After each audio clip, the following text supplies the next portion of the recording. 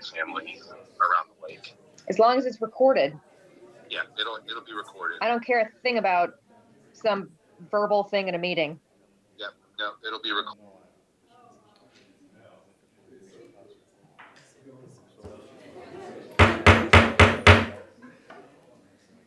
We are live.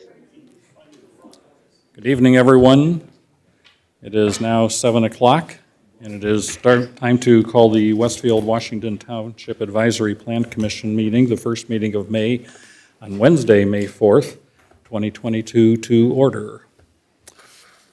Will staff please note the presence of a quorum? Ms. Berkman? Here. Mr. Deck? Mr. Horkey? Here. Mr. Johns? He is going to be absent tonight. Dr. Kelleher? Here. Mr. Maui? Here. Mr. McCarty? Here. Mr. Schmitz? Here. Ms. Spoljaric? Here. I'll try one more time for Mr. Deck. Okay. Actually, You have a when quorum. I think about it, he indicated he was going to be absent as well. Yeah. He would have been here on Monday if we'd met, but he was busy tonight. Okay. First item of business is approval of the minutes of our April 18th, 2022 meeting. Is there a motion to accept these minutes into the record? So moved. Motion by Second. Dave Schmitz and a second by Andre Maui. Will staff please call the roll? Ms. Berkman? Yes. Mr. Horkey? Yes. Dr. Kelleher? Yes. Mr. Maui? Yes. Mr. McCarty? Yes. Mr. Schmitz? Yes. Ms. Spoljaric? Yes. Motion carries. Thank you. If staff would please review the rules of procedure for tonight's meeting that includes both items for approval, recommendation, and public hearings. For our items requiring a public hearing, tonight's meeting will have the following structure. The department will summarize the petition, then the petitioner will be given up to 15 minutes to present to the Plan Commission. The president will open a public hearing, and individuals will be given 3 minutes to speak. Those representing a group will be given 5 minutes to speak. Only one member of each group will be given the 5 minutes. For efficiency purposes, we ask that those representing a group come up to speak first. The public hearing will be closed when all interested members of the audience have had a chance to be heard, and all emails received during the meeting have been provided to Plan Commission members. The petitioner will then have a chance to respond to comments, and the Plan Commission will follow with any comments, questions, or concerns regarding the petition. For items that do not require a public hearing, the department will summarize the petition and highlight any changes or modifications since the item was last before the Plan Commission. The department will also describe what action, if any, is necessary to be taken. The petitioner will be given up to 15 minutes to present any changes, and the Plan Commission will then act upon the petition. For our general rules of conduct, we ask that you please not disrupt the proceedings in any way. If you need to have a private discussion, we ask that you please quietly exit the room. Please silence your devices at this time, and again, if you must answer them, please quietly exit the room. If you are attending in person and wish to speak in regards to a petition scheduled for a public hearing, please fill out a yellow card and bring it to me prior to the presentation of the petition. Those listed as representing a group will be called up to speak first. The cards are available in the back of the room by the door as well as up here by the podium. During your comments, please state your name and address into the microphone for the record. We ask that you not repeat previously stated comments. Your presentation will be timed, and you will be advised when there is approximately 30 seconds remaining. If you are not attending in person and wish to comment on a petition, comments should be emailed to planners@westfield.in.gov with the name or number of the petition included in the subject line. Those comments will be forwarded on to Plan Commission members as well as the petitioner. We would also like to remind everyone to please speak directly into the microphone so your comments can be put onto the record. Also, please mute your microphone when you are not speaking, and if you come up to the podium to speak, please ensure the microphone is on as indicated by the green light on the base. Thank you. Thank you. Next item is the approval of our consent agenda, which includes one item. Is there a motion to approve the consent agenda? Make a motion to approve the consent agenda. Thank you. Motion by Dave Schmitz. Is there a second? Second. Second by Kristen Berkman. Will staff please call the roll? Ms. Berkman? Yes. Mr. Horkey? Yes. Dr. Kelleher? Yes. Mr. Maui, Yes. Mr. McCarty, Yes. Mr. Schmitz, Yes. Ms. Spillier. Yes. Motion carries. Thank you. First item of business is petition 2111-PUD-27, Town Run PUD. This is in front of us for a recommendation.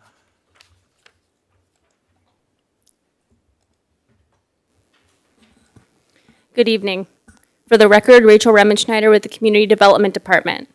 The item presented before you tonight is the Town Run PUD. It is a proposal for approximately 27 acres at the northwest corner of 146th Street and Town Road. The PUD proposes a mixed-use development consisting of commercial, duplex dwellings, and townhome dwellings. This was introduced to the City Council on October 11th, 2021, and had a neighbor meeting on October 25th, 2021. The summary of that meeting can be found in your exhibits. It received its public hearing on November 1st, 2021. Staff has received 4 additional public comments since the public hearing. All of the comments are incorporated into the exhibits for this evening. A new draft of the ordinance was emailed to the Plan Commission members and uploaded late this afternoon. And Matt Skelton of Church, Hiddle, and Antrim is here this evening to provide a brief presentation. He's available to answer questions, as am I, if you have any for staff. Thank you. Thank you. Mr. Skelton. Good evening, members of the Plan Commission. For the record, Matt Skelton with Church, Hiddle, and Antrim with offices at 116 North Union Street here in town. With me this evening from Lohr Corporation is Dale Pfeiffer and Adam Hill. Adam's going to help out with the presentation today. And John Isaacs with MI Homes here in the front row. Thanks for the orientation, Rachel. I won't recover what you've covered, but we have received a lot of input, as you know, as we've gone through this process over a period of time. And we've incorporated many changes to the proposal in order to address those comments, the input, and the requests. As you may recall, Town Run provides a mix of neighborhood commercial uses, professional offices.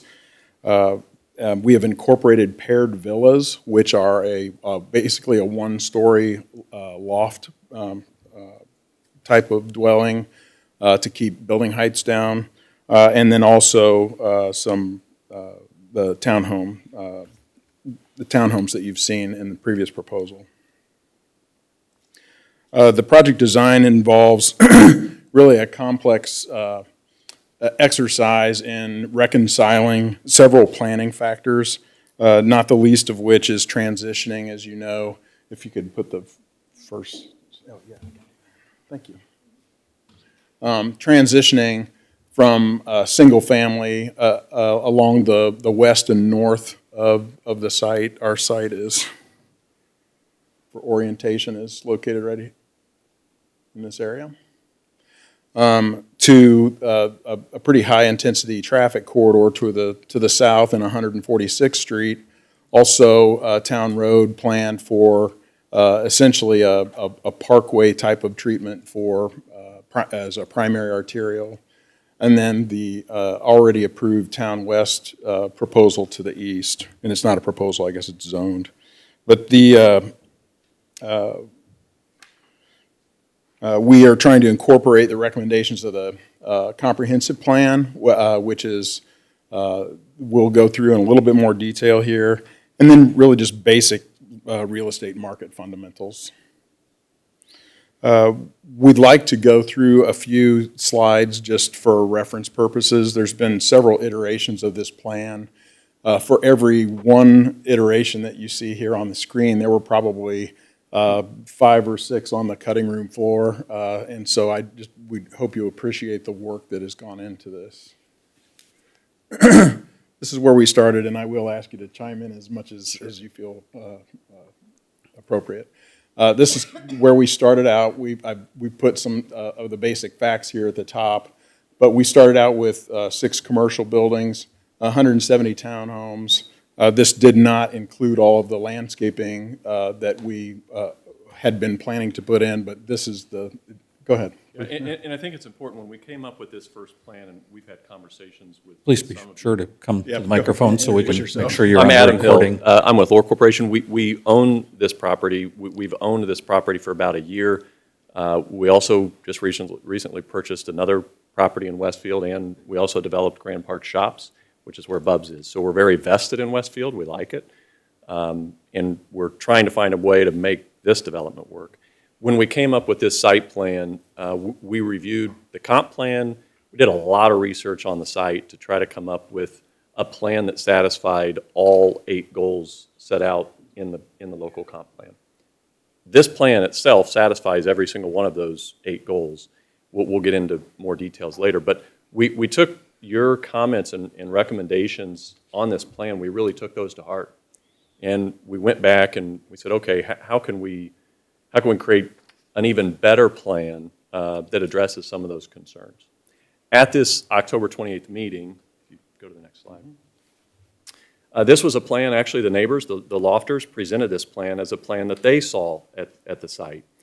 This included 160 townhomes and 5 commercial buildings. The townhomes outlined in red were 2-story townhomes.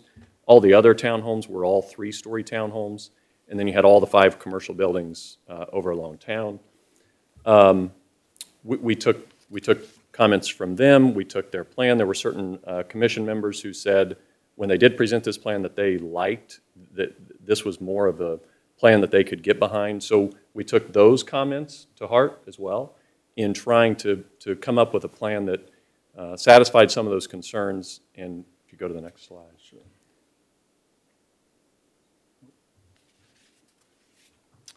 And we came up with this plan. So we tried to reduce, instead of having 6 commercial buildings, we tried to reduce it a little bit. Instead of all those commercial buildings being along 146, we put 1 on 146th and then put 1 on town. Then we took the density, and we didn't think the townhomes made sense over closer to the property line, so we took the density of the townhomes. We shifted those over to the east along Town Road, which is a way better transition from everything that's already approved to the east, and then we went 2-story single family. Important to note is the buffer over along the west of the single family. We worked extensively with the neighbors on creating that buffer. So much so that I believe in an email correspondence from the neighbors, they were good with the buffer. We are pleased to report we haven't changed that buffer at all. Actually, since that time. It's increased a little bit. Okay. So we've increased the buffer even more than what the neighbors were good with. And so I just want to point that out because we have tried so hard throughout this process to work with the neighbors in coming up with a plan, and the commission, and coming up with a plan that is a really, really good land use plan, and just from a planning standpoint is a phenomenal transition, and it satisfies every single goal of the comp plan. So we heard some feedback. Can you go back a slide? Sure. We heard some feedback on this plan specifically.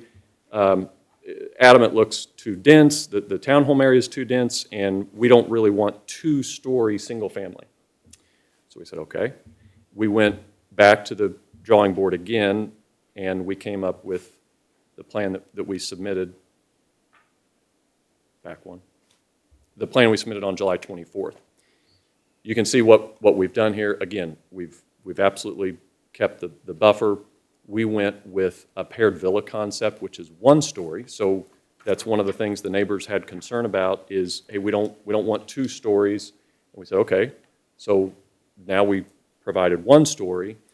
We kept the commercial buildings, and then we reduced the density of the townhome area down to 110 townhomes. So we heard some feedback on that plan. The feedback was, well, the townhome area is still maybe too dense.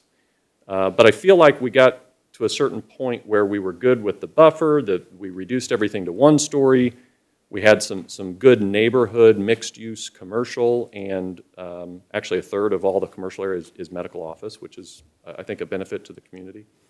So we now came up with what you'll see here in a second. This is the most recent plan. This is the plan that you see before you. Drastically different from the first plan that we filed. And that's a result of you guys giving us some good feedback, us working with the neighbors, trying to come up with a plan, hearing feedback from other people in the community. We actually we heard from the church today, Thrive Church, that they were excited about the commercial down here and having some of their congregation be able to go down and visit some of the commercials. So what we've done with this most recent plan is we've said, okay, what can we do? Can we reduce the townhome density further, which is what we did. We took 110 townhomes. We reduced it down to 60 townhomes. We take, instead of 25 paired villas, we now have 24 paired villas. Instead of the 2 commercial buildings, in order to make a proper and better transition, in our opinion, we have the 3 commercial buildings. One of those is the medical office. The amenities of this set are phenomenal. If you go to the next slide. The amenities we have, and again, this is a result, you guys specifically said, can we get more green space? Can we have more amenities? Well, that's good because with the additional green space, we've been able to add a dog park, a bocce ball court, pickleball court, some sitting areas throughout, and then a gazebo in the courtyard of the townhomes, which that is what our goal when we first set out on this project was to create a truly walkable, livable community where everybody felt connected. And I think with the amenity package, it's something that I would enjoy living there. If I can go grab a coffee, if I can work out, if I can take my dog to the dog park, and I can go meet a friend for lunch, that's a phenomenal development plan. It's truly the mixed use that we see as a proper transition for this site. And then I'll just highlight a couple of things. We did receive some very recent comments or requests, and I think we're able to accomplish all of them. One of them has been addressed as recently as today. Did the new version of the PUD get uploaded? Do I need to do something to let you get into it? Oh, yeah. It was the concept plan section, Matt? I'm sorry? I think it was the concept plans.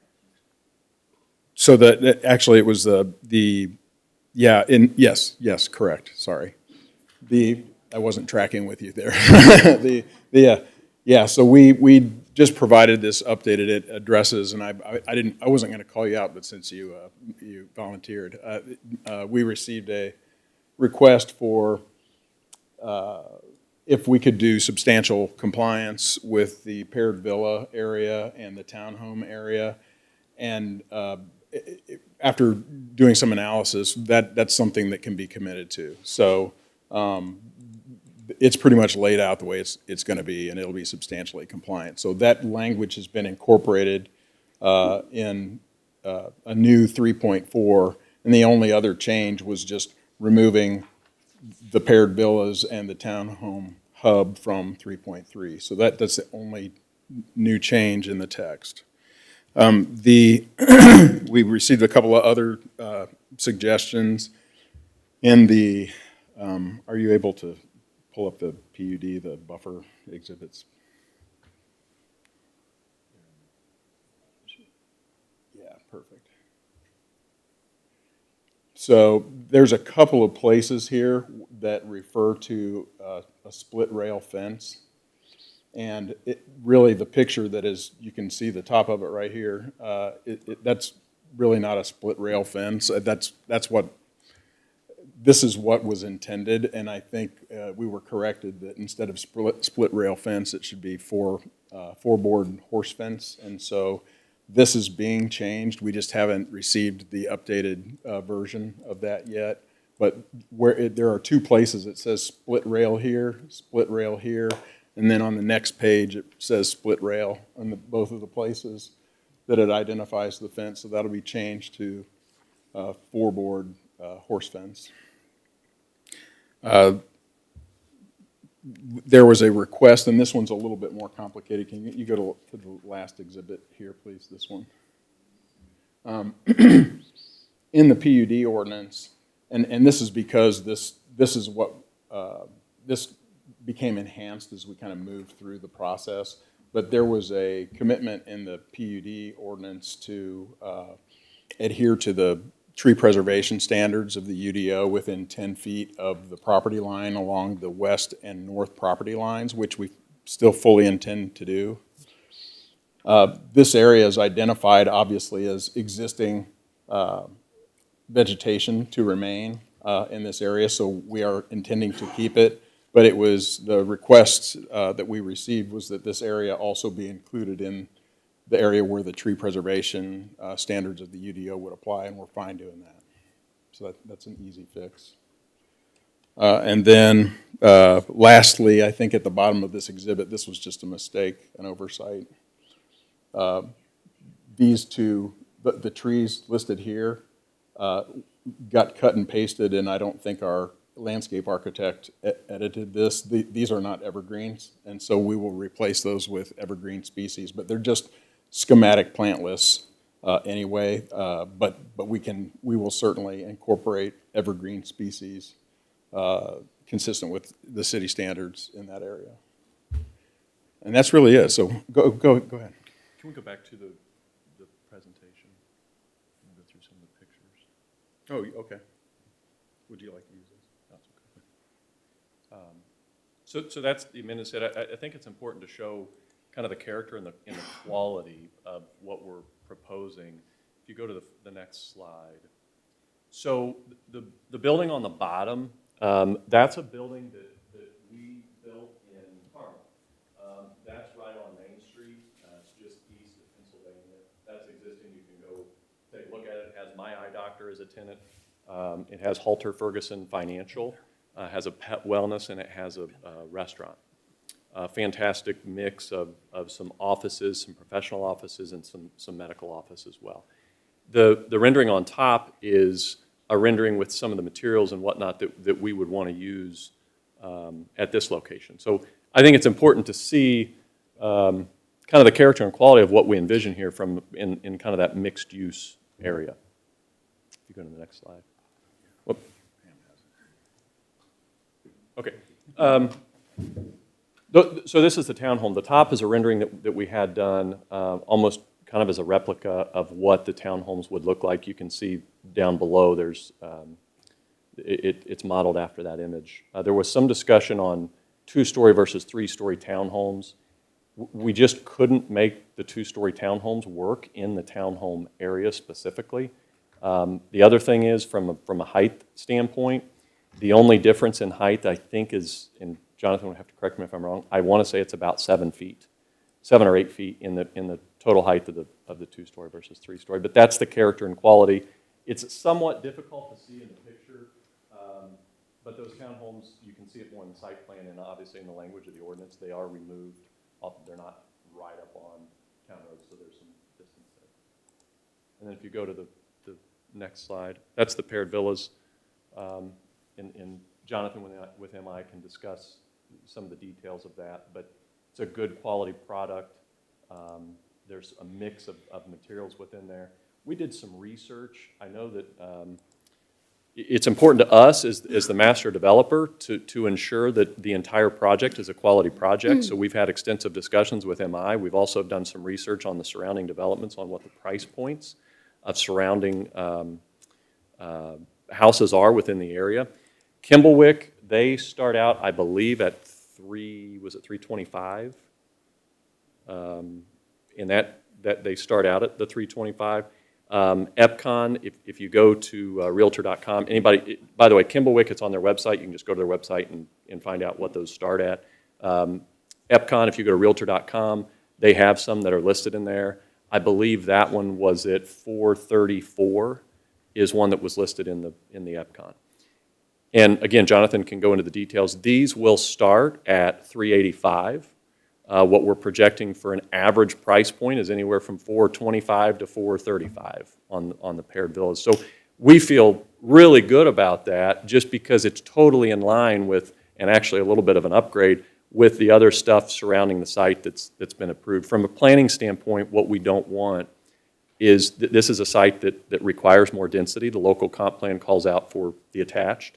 But what we don't want is we don't want surrounding stuff to be so far out of whack and it not mesh well when we look at the pricing and the quality, and these are a perfect fit. One of the other benefits of these homes is that to the extent that there is a loft space in them, to the extent that there are any windows, they're forward facing, so Oh, yeah. they, on the rear of the homes, it would face west, there would be no windows, so, aside from being a one-story height, there's no,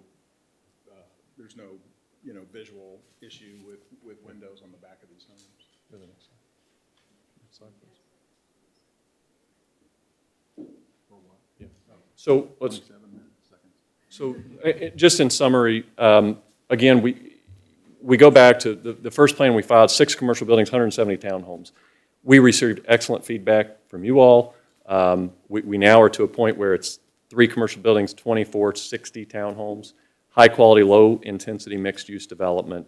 I won't have to read each of those, but I think it's extremely important is we've complied, and if you go to the next slide, we have complied with every single goal, and the goals are listed there. We've complied with every goal that's set out in the comp plan. Every plan that we presented, we complied with it. And I think that's important. So I think we're out of time. Sorry. That's okay. It's just happening.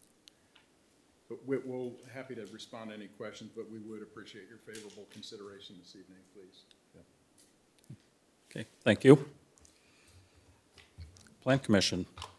I'm sure somebody has a question they might like to ask. We Okay. have a volunteer. Dr. Keller, please proceed. Can we go to the, I think it was Matt's slide that showed what was around things in the presentation? Yeah, no? It's this. It showed Shadowwood to the south and the potential shopping center to the west, or the east? There you go, okay. So, I think you know I had a little difficulty with this because in the comp plan, it called for local business in this area. And this isn't your fault, but there is basically a regional shopping center to the east of you. So there was a concern that do we want any more commercial there at all? To the south, you have Shadowwood, which is single-family homes. To the north, you have Epcon, which is also single-family homes. To the west, you have an AGSF1, a single-family home. So initially, we started off with single-family homes. I'm having a little bit of trouble with the duplexes, but, you know, the bigger thing, and I'm going to go through the ordinance, one of the things you said, and I'm sorry I didn't catch your name. My name is Adam Hill. Adam, hi. Yep. Adam. Hi. You said there are a list of uses in the mixed hub area. Did you say there were a list of uses? Right. Oh, yeah. On page 3 of the ordinance. And all of these are permitted in LB, which is what we had kind of targeted this area for, except a bed and breakfast. And I think that's in there simply because it probably fits, but we didn't have that listed in our use table. Is that correct? Pam? I believe bed I don't and think we breakfast have is bed in the and use breakfast table. in our use table, but anyway, everything I think is in the LB section. My concern is the retail. And one of the things that you said is a third of this will be medical offices, except there is no commitment in here. This could all be retail. And that's not what I think would be appropriate on that corner. So I don't know how we work through that. Yeah, so I say this all the time. Retail is a phrase that is so misused, and it still is misused. And I'm not insinuating that you're misusing it, but Right. everybody characterizes anything that's not office, not industrial, everybody characterizes that as retail. Well, when you think of retail, most people say, I've got a Big Lots, and that's retail. So it's, the word retail gets this, it gets misused and it gets kind of a negative connotation. So Right. if the building that we showed earlier that had My Eye Doctor, Pet Wellness, Halter Ferguson Financial, and a restaurant, the way most people would describe that is it's a retail strip that's 11,000 square feet. But it doesn't have any uses, in my opinion at least, that would be negative for this location at all. Well, and Pam might have to help me with this, or Kevin. We have definitions of retail, and we have definitions of office. And I would consider a vet's office an office. I would consider a restaurant, even if it's in a strip mall. So that's my concern. Retail for us does have a definite meaning. What specifically, when you mention retail, what specifically concerns you about, like, do you have a specific use? You're like, you know what, we don't want that. Can you dig in? I think it's the traffic that might generate. And I don't think we need any more strip malls. And when I say strip malls, I don't mean it couldn't be a strip of office buildings or professional buildings or something. But, The reason I want to dig in a little bit is like, would a Patichu be okay with you there? Would a Petite Chew be okay? that would be a restaurant. Well, it would, but it's going to generate a lot of traffic. Right, but I'm okay with that. And so retail. I'm looking for something that would be more neighborhood-friendly, local business. And I'm not opposed to retail totally, but the way your use list is written, this could be entirely retail. And I think we used the words that were from The UDO. the UDO. You did. That's, Yeah, we worked with the staff Right. to pare that down. That's the list that you're seeing. Yes, this is a list from the LB, but this is also a PUD, and you're asking for a lot of things. So I'm saying I can ask for some modifications too. You can't just say, I want what I want, but you can't. No, well, I will tell, and this is, we have continued to try to work with the No, I commission. When understand. you guys have asked for certain things that you've Right. wanted, we have tried so hard to incorporate that. So I think our history in the past however many months indicates that we are so willing to work with you, and that. And I appreciate that. And the thing that brought this up tonight mostly was when you said a third of this will be a medical. Well, so there's So- one building, when I say the medical office, there's one specific building, and I can't reveal who that is at this Right. point, but there's one specific building that is, we are under purchase agreement with the end user. It's a medical office. It's one user, it's, I think, 12 to 13,000 square feet. It is one of those buildings. So the medical office, I say that because they're taking up one whole building. Right. And it'll be And I don't need to know who they are Sure. or anything. It's a good user. I'm just saying that this use list, we could have entirely retail there. We could have a strip mall with stores. But what would you consider retail? Like, the reason I keep digging into this is because this is the Pam, if you wanna UDO. read, I'm considering retail things that are not daycare centers, health and fitness centers, Yep. general office, general medical, office professional, restaurant sit-down, Well, so restaurant this, specialty. like this They're past all- weekend, I went and bought a new pair of shoes, and I went to Athletic Annex, which is over in the Nora area. It's a local, like Athletic Annex, that's a retail store. Mm-hmm. I think that would be a really good use for this location. And I'm not saying See, I retail think might that's not. low-intensity retail versus. Okay, so like And I that's- think our problem really is with the medium-intensity retail. I know that was going to be my comment on this subject, Yep. was I would like to see the medium-intensity retail removed. And my concern is that I don't want this to be all retail. So if there is some way that you can find to identify proportions of it, we get people, you come in and you say, this is going to be a medical office, and I believe you. I think that's correct. But that could fall through. You could move on and sell this to somebody else, and we could have this be entirely retail. And I think what we're looking for is something that would be more neighborhood-friendly, like the Mill Tavern, even it's a restaurant, but like, small things like that, maybe a small deli, things like that. And We could not like get the any- small deli. We like those concepts. Right. A lot of people consider those still retail, and so I think what we would probably have to do is dig in to the exact language of medium intensity. Right, and I think we've belabored this point, so I'll go. Yeah, but what I want you to, I think we're on a similar page.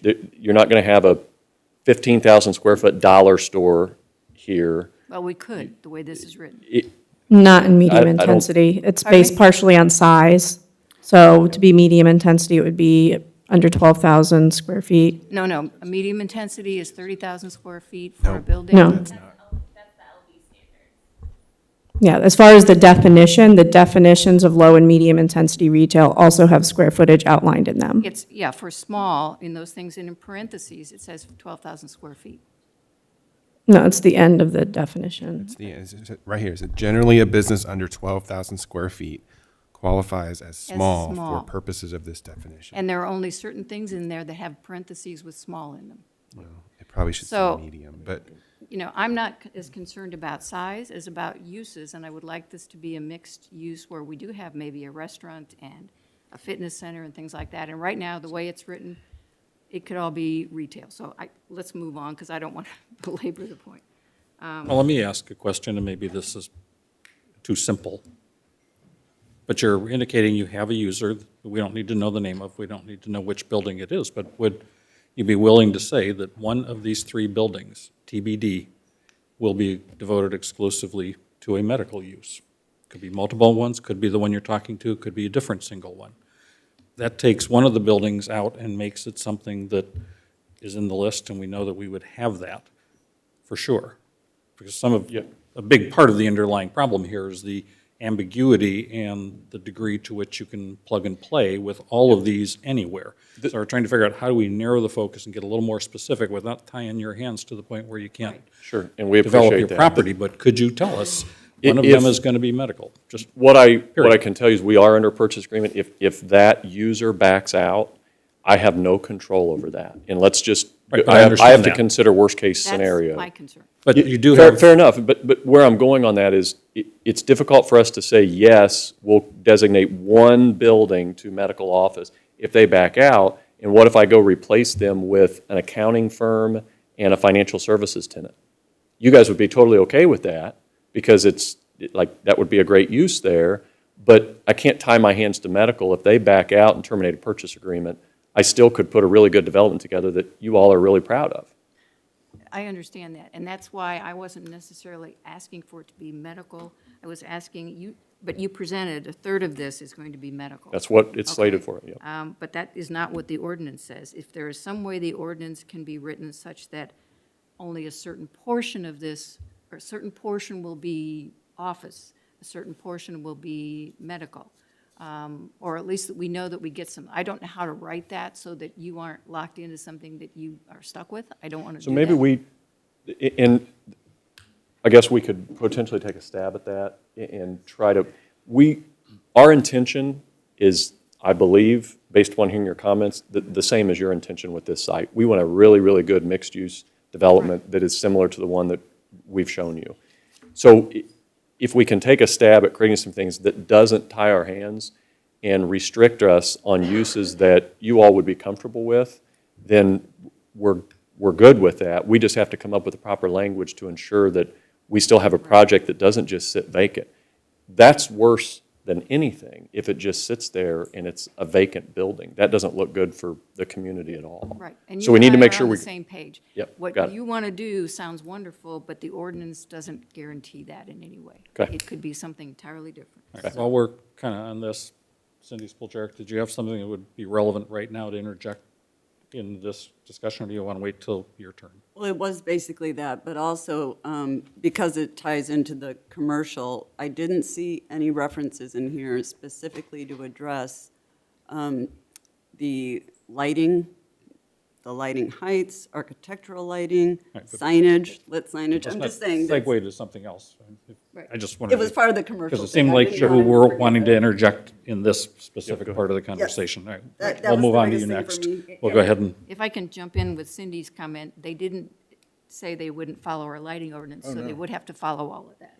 And those are very restrictive Right, standards. right. I mean, if there's something over and above, I mean, I've never had to commit to anything over and above the lighting standards, because they really Right. work pretty well, I think. Right. But if there's something specific you have in mind, Well, again, it goes specifically to the mixed-use nature of this project, and with the building orientations, I am concerned that there could be lit signage or something on a building that's going right into the townhome area, for instance, or, you know. so the form of, okay, I understand. Yeah, Yeah, and- and I wanted to make sure we didn't have, just big internally Yep. lit panel signs, Yep. because I don't think that's fitting with this. It's not fitting at all. One, they wouldn't let us do that because that's their townhomes. We also have to, on the lighting, we have to be respectful of the neighbors too, so we can't have certain lighting, facing that area. So we will absolutely do the lighting in a way that satisfies everyone and satisfies your concerns. All right, Dr. Kelleher, floor is yours again. I'm still We'll all be on. quiet while you I'm finish. still on. You can Maybe. bang the gavel on my fingers if you want. Get you back. I appreciate adding the substantial compliance with the concept plan for the 2 areas. That was a concern for me because, can we go to the concept plan now, Pam? With the townhomes, Up one, sorry, right there. yeah, Up one more. facing, that one's There you fine. go. Facing north-south, that was important to me because you have single-family homes on the northern border, and if you turn the townhomes going east-west, you would provide, it would be a wall, and that's happened to us at Lantern Commons, so I appreciate adding that little section there. Went over that.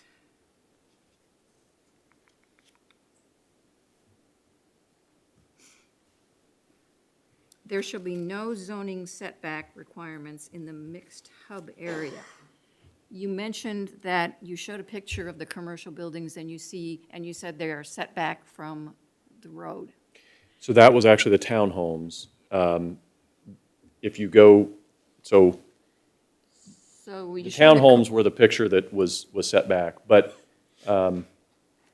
Okay. the 0 setback, and I think this is what she's referencing, is do we want to bring it up to the Right, on street page or not? 3, you have, that right? there'll be no zoning setbacks in the mixed hub area, which means those townhomes could be right up against, I'm sorry, those businesses could be right up against the building. So keep in mind, I mean, there's like, I can't remember for the life of me, I had it right here, but the amount of Welcome to my right-of-way world, that Matt. is in, the amount of right-of-way that is in there, I mean, yeah, the idea is to try to front as much as possible and put parking fields in the rears, or not have them be the featured element, at least as much as possible. And so by doing that, you can actually have buildings front on, on the streets and provide easy access to pedestrians. There's trails that go that Right. full Okay, then, distance. let's go to the townhome area then. Townhome hub development standards. There will be front yard, side yard, rear yard, no setbacks, which means these townhomes could be right up against the right-of-way. Correct? And that is in fact, I mean, I don't think that's the intention, but they could be as close as that. The idea is could you show that? Right, and go here's to my the- concerns with that, Matt. I'm sorry.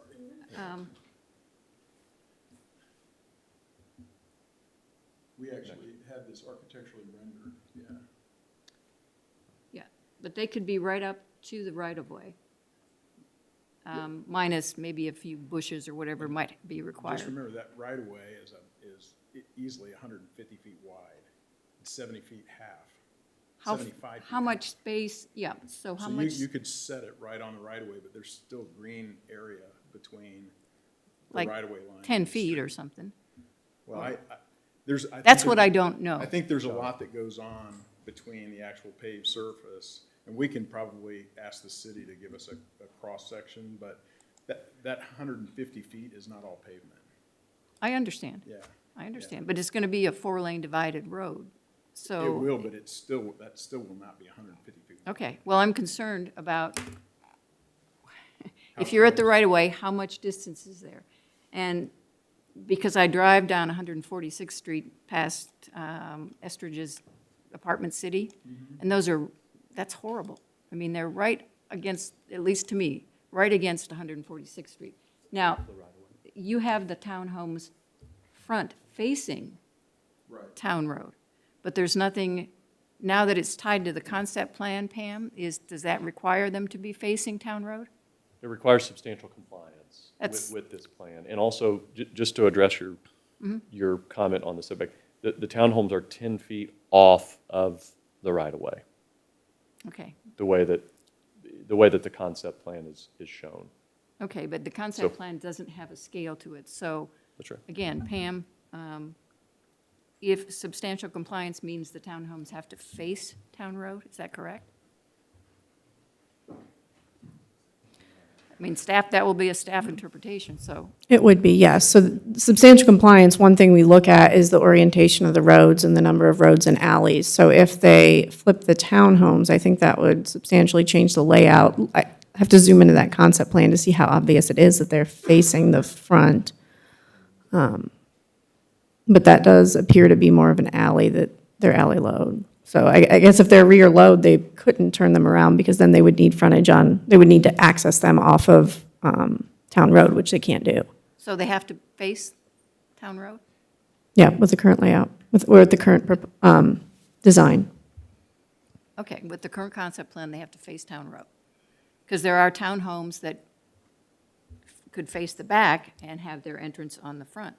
Yeah. You know, the garage on the front. So I just wanted to make sure that, Yeah. I think it might be a somewhat of a moot point because I think we're willing, we believe substantial compliance is that they keep the current configuration and that it is also, it's 10 feet off the right of way. So that's what the plan that is shown, that's the plan that MI will construct. So if we need to tweak this, we can, but the substantial okay, compliance. and that's, I think you and I are saying the same things. My problem is that I don't see it in the ordinance because your setback is I hear you. 0 feet. I know. So if it's 10, then maybe we, Yep. And just for the record, that is to scale. It's just not, it's not an architecturally engineered, I mean, it is not an engineered drawing, so Right. it could, that's why the substantial compliance is needed, because when it's engineered, things could shift just a little bit, right, I understand. but that. not significant. But not shift, Right. you know. Right, okay, and that's why I wanted staff to answer that. And also, if there's a 10-foot, I mean, I don't think staff is going to say that shows 10 feet. No, if it's not labeled, that's Not if not it's not something we'll be labeled. looking Okay. at. We intentionally did not put dimensions like that in there. No, but you could put 10 Yeah. feet for your But front we could, yard I setback. think they can do a 10-foot setback. Okay.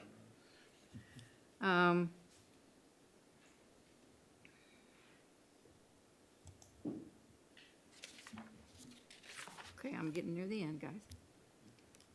No problem.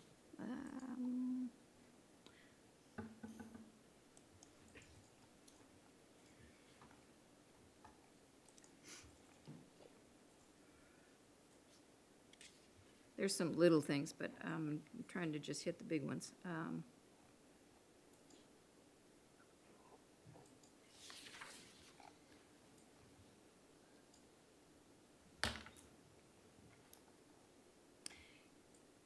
You showed a picture of your commercial buildings, very nice-looking buildings, Thank you. and said that they would look like this. Yep. However, again, in the architectural standards, they only have to have brick on the front and 24 inches around the sides. I think it defaults to the 32 overlay. And does that require brick on all sides that face? 360, yeah. 360? Four-sided, yeah. Okay, thank you. Missed that one, thank you. I like those questions. Those are easy ones.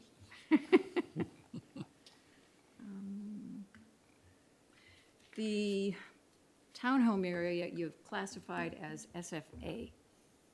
Townhomes normally would fall into our multifamily classification, and I guess I'm curious as to why that was done. So actually, I think they have, I think they are routinely included in SFA as well. Staff said no when I talked Is to them. that, isn't that exactly what Bonterra did on their other project? I believe Bonterra used SFA as their underlying. It may not be allowed per the UDO, but I think a lot of the newer developments have been using SFA underlying. Right, but SFA by definition is duplexes, quadruplexes, blah, blah, blah. Townhomes actually in our UDO fit under MF 1 or 2. And my point here is not so much that you use the underlying zoning for that, but townhomes under our UDO require four-sided architecture. SFA does not. So that's an issue for me too. And so you don't have to guess what the architecture is, we've given it to you.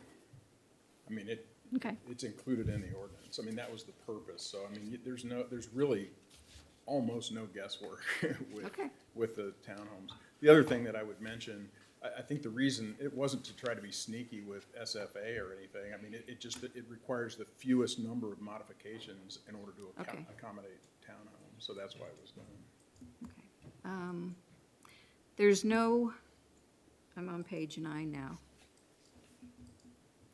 You corrected the thing with the trees, which I appreciate, because the picture in the 10 feet didn't match up there in the corner. Yeah, no, that's, well, and that was intentional, but we're able to accommodate that Right, request. okay. Yeah. External street frontage. And the external streets are 146th and Town Road. The paired villas will have landscaping along 146th Street. But the townhomes and the mixed-use hub will not have any landscaping along there. That is an overstatement. Okay. I mean, that's what this says. No, no, those are minimum standards. So, so there's still building foundation plantings are required. And so Okay. the idea is, this will function, landscaping along the villas here would function as a screen. That's a side of a building, two Right, buildings. right. These are actually fronts of buildings. These, we're wanting to feature these, not hide them. And so that was the whole rationale there. And so there's landscaping, you have, In the front yard. well, not just in the front yard. There's a exhibit that's attached to the PUD that has townhome landscaping, and it has the minimum. Okay. Can you? Because you go down Town Road right now and you see Kimblewick and then Epcon, and it's a very attractive berm with landscaping. And I'm not saying that this is a different product and you want it to show, but, So this is what would be planted in front, along Town Road. so that's your 10-foot setback, or whatever. It's in the area between the path and the front door. That's what you're seeing. Okay. If you go back to the rendering, which I believe is page 11 maybe.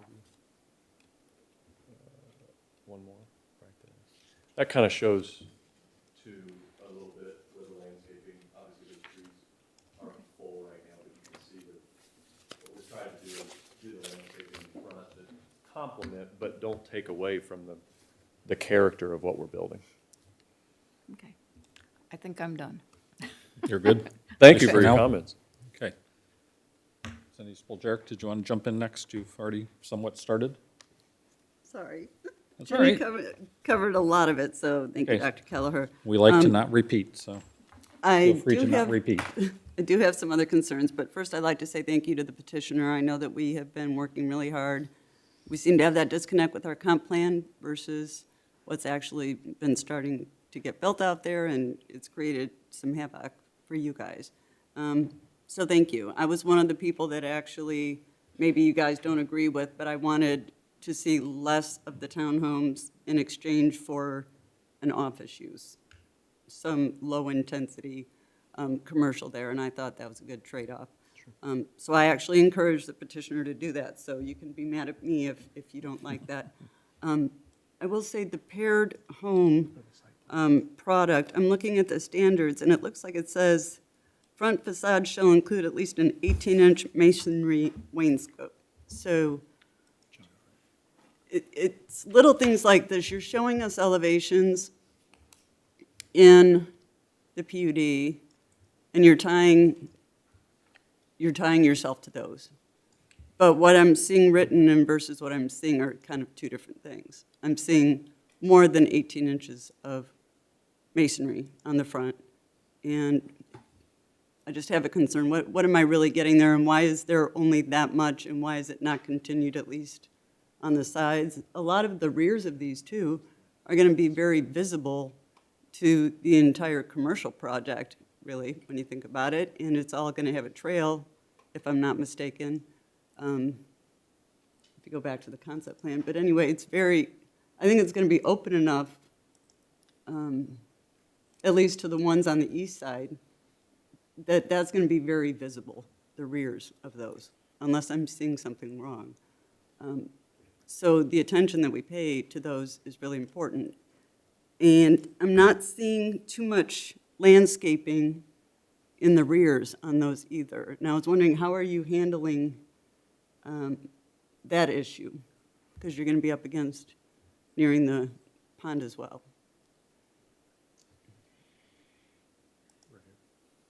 No, you're talking about the rears, not on the side of the neighbors to the west. Correct. The rear on the pond side.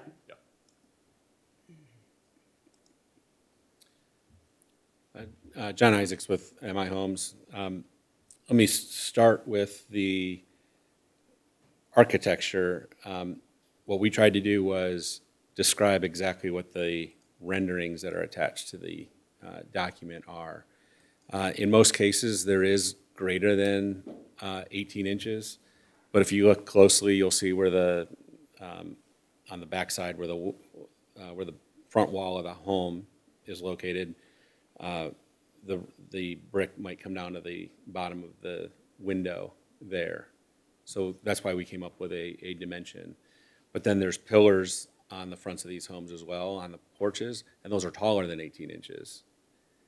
So we set that as a minimum, but the intent is the pictures of the product that we've attached is the intent of how they will be built. So all of the homes elevations are in the ordinance as well, the black and whites with dimensions and things that we provided to staff. Well, and that leads me to a kind of a different question too. In the renderings, there are things that look like they could be windows, but they're not. Or maybe they are in a certain realm, but I'm not sure what's an actual window and what's. So there will be minimum number of windows on every elevation on the exteriors. The customer has choices to add windows, so those would be the dashed lines. And then on the second floor, if there's a loft that's added, on the sides of the buildings, there's windows that are not optional, they become standard. But because the loft is not a standard option, it's showing them as an option. And that led me to some confusion because in your standards, you don't have any minimum requirements given for elevations for windows. And so I didn't know how that would be interpreted, and almost every PD we've had has had information on the number of windows.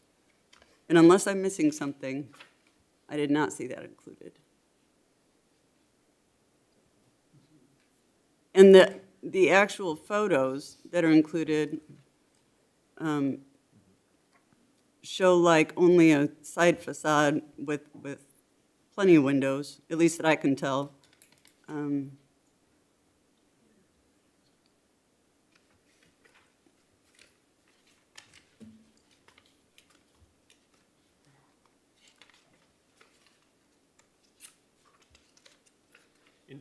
Cindy, are you just wanting a more detail in the language of the PUD that actually sets out those minimums?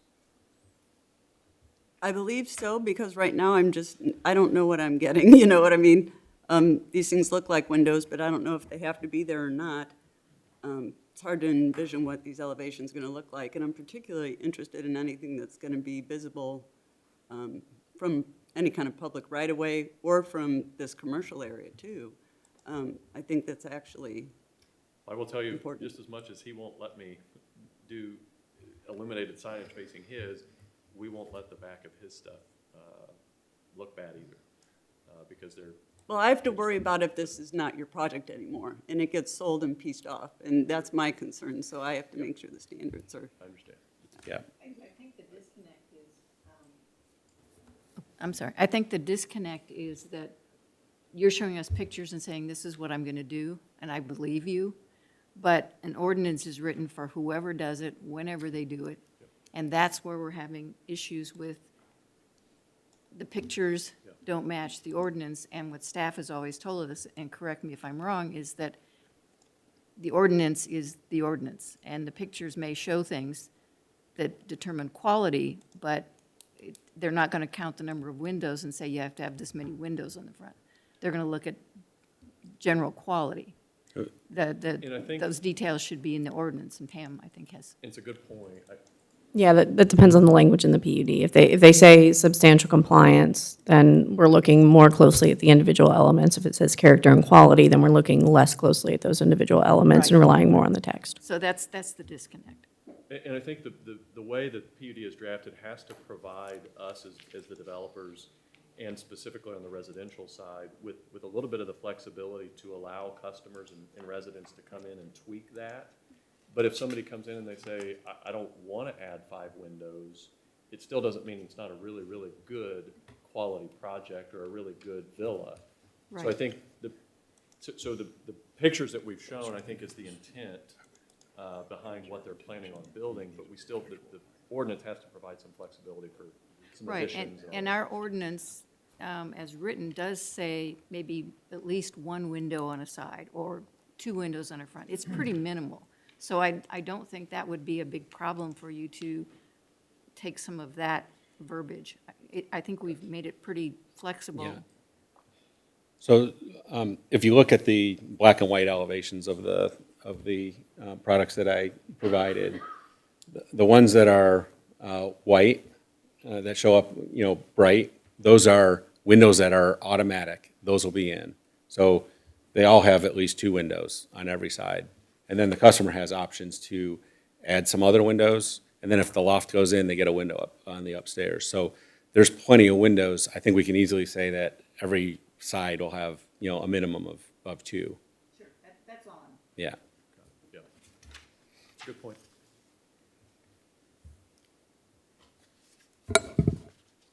Are you continuing, Cindy? I think I have actually, or Ginny has covered probably almost everything. I didn't see a max unit count on the paired villas. And maybe it was there and I didn't see it, but In the PUD, the language in the PUD. it is in there? Well, no, I'm saying, is that what you're, Yes, I did not see. I do think actual it's there, but number let me of find units. out. It's in there. Well, I know the townhomes were, but I didn't see one for the paired villas. No, it was 25. It says, so it's on page 3, it's 5.3, it says a maximum of 25. Okay. Yeah, 25 buildings, 50 units, yeah, it says it in there. I'm missing But in your explanation of the evolution of the plan from the dark ages till now, I thought you'd indicated it actually went down to 24. It did. It did. So you have flexibility of 1 in here. That, adding 1 if it's, I don't think there's enough room to do that, but that So does you could provide. change the number to 24. I know. Yeah, it probably doesn't matter what that says because we've. There's only so much land. 24. Yeah. You good, Cindy? I am, thank you. All right. While you continue to look and make sure you're good, maybe we give Dave Schmitz a chance to weigh in. Okay. I don't want to belabor anything that's been said, but I do want to thank you, as Cindy did, for all the changes you've been making throughout the process. It seems like to me that as long as you can make perhaps some text revisions so that the minimum standards that are represented in your photos are incorporated in the ordinance, and then maybe have, I don't know that it's as much my concern, but those who have the concern over retail, if you could apply some ratio, some cap of, no more than 50% of the project will be for medium and low intensity retail, something like that, with whatever specific uses are concerning. Just apply a cap to those, and perhaps we can be closer to it. But otherwise, that's all I've had. Okay, thank you. To my right, Andre or Victor or Kristen, who is hiding behind Victor there. I'll just real quick and say, and not repeating anything that's already been said, because I think everything has been pretty well covered. But I just want to say, just again, thank you so much for all the work that you've put into this, because I think, just in my personal opinion, from where we started was just an uninspired design to where we now are, that I think is the perfect blend of live, work, play, exactly what we want to see in our community. I very much so always appreciate the reduction in units, whether it be the townhomes or the paired villas. I agree with Cindy that I am in favor of an additional commercial use building as opposed to more townhomes. So yeah, I think just overall, again, this is a perfect example of, with a lengthy process, and I looked before the meeting, starting back in October, and I was like, oh my gosh, it's been that long. So just a perfect example of, we start on two ends and coming together, so I think this is just perfect, so thank you. Awesome, thank you. Thank you. Kristen, Andre? So I'm not as excited as Victor about this plan. Let me start with that. This is in the new suburban area of our community. And so I'm still very concerned about the density within this. And I had sent an initial table months ago, and I'm going to go over it again because I think it's important. We talk about certain areas needing certain uses in our community. This plan, for me, looks like it should be near our downtown. It's very dense. It has the type of housing that would work near our downtown in an infill project. This does not feel like the right infill project to me in the new suburban of our comp plan. So I just want to talk about, there's language about being in context with what's around these particular parcels. And so I'm going to review it. Liberty, I guess, and I also have a question if you all have it handy tonight, which is, what is your open space percentage on this project? We can, I don't think we have it right this minute, but we can certainly get that back to you. Okay, I would appreciate that. Sure. So Liberty Ridge, which is to your northeast, the units on that is 2.37. The courtyards, which is directly to your north, is 2.4. The Kimblewick, which goes a little farther north, is 1.91. And then the Woodburn project, which is to your northeast a little bit, is 1.09.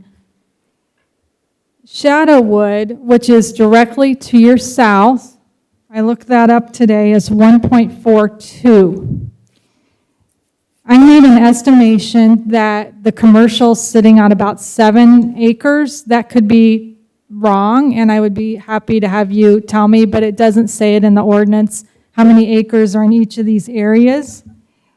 But I made an estimate of 20 acres, and you have 110 units. Why is my microphone weird? Is it weird? Sorry. Okay, so, I think we're at about 5.5 units per acre right now. Would that sound about right in dwellings? So we're going from, to your closest neighbor, 2.4 to 5.5. That's not a transition. That's not a small increase in density, which the plan says. As you move towards 146th Street, it can be a little denser. It's just a huge jump. And I just think it's too much for the area. I'm not thrilled with the uses on this, with having the duplexes against an AGSF1 neighbor. These people live out there, they've lived out there for years, and now putting duplexes in their backyard isn't an appropriate use, in my opinion. I think that should be single-family housing. So I still have many, many concerns here, and at the beginning of the presentation, you had mentioned that you had had many conversations with the neighbors, and I'm just wondering, how recently have you spoken with them? We sent an email to them enclosing the plan as a courtesy to them. We had a conversation with their neighbor as recently as today. So just for a point of clarification, this site is not in the new suburban area of the comp plan. It is fully within the local commercial area of the comp plan. So just for a point of clarification, I think there's been maybe some misunderstanding about that, but we can even pull up the map to show this. I thought that was an overlay within the, I don't know, what do you mean overlay? that it could be that, but it's in that area. No, that's the comp plan recommendation for this corner, for this parcel.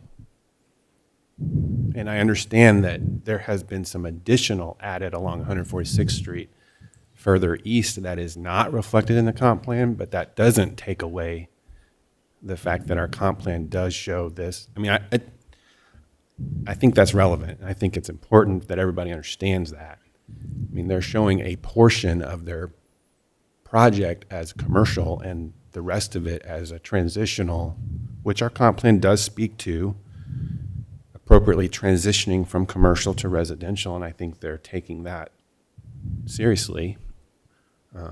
But just point of order.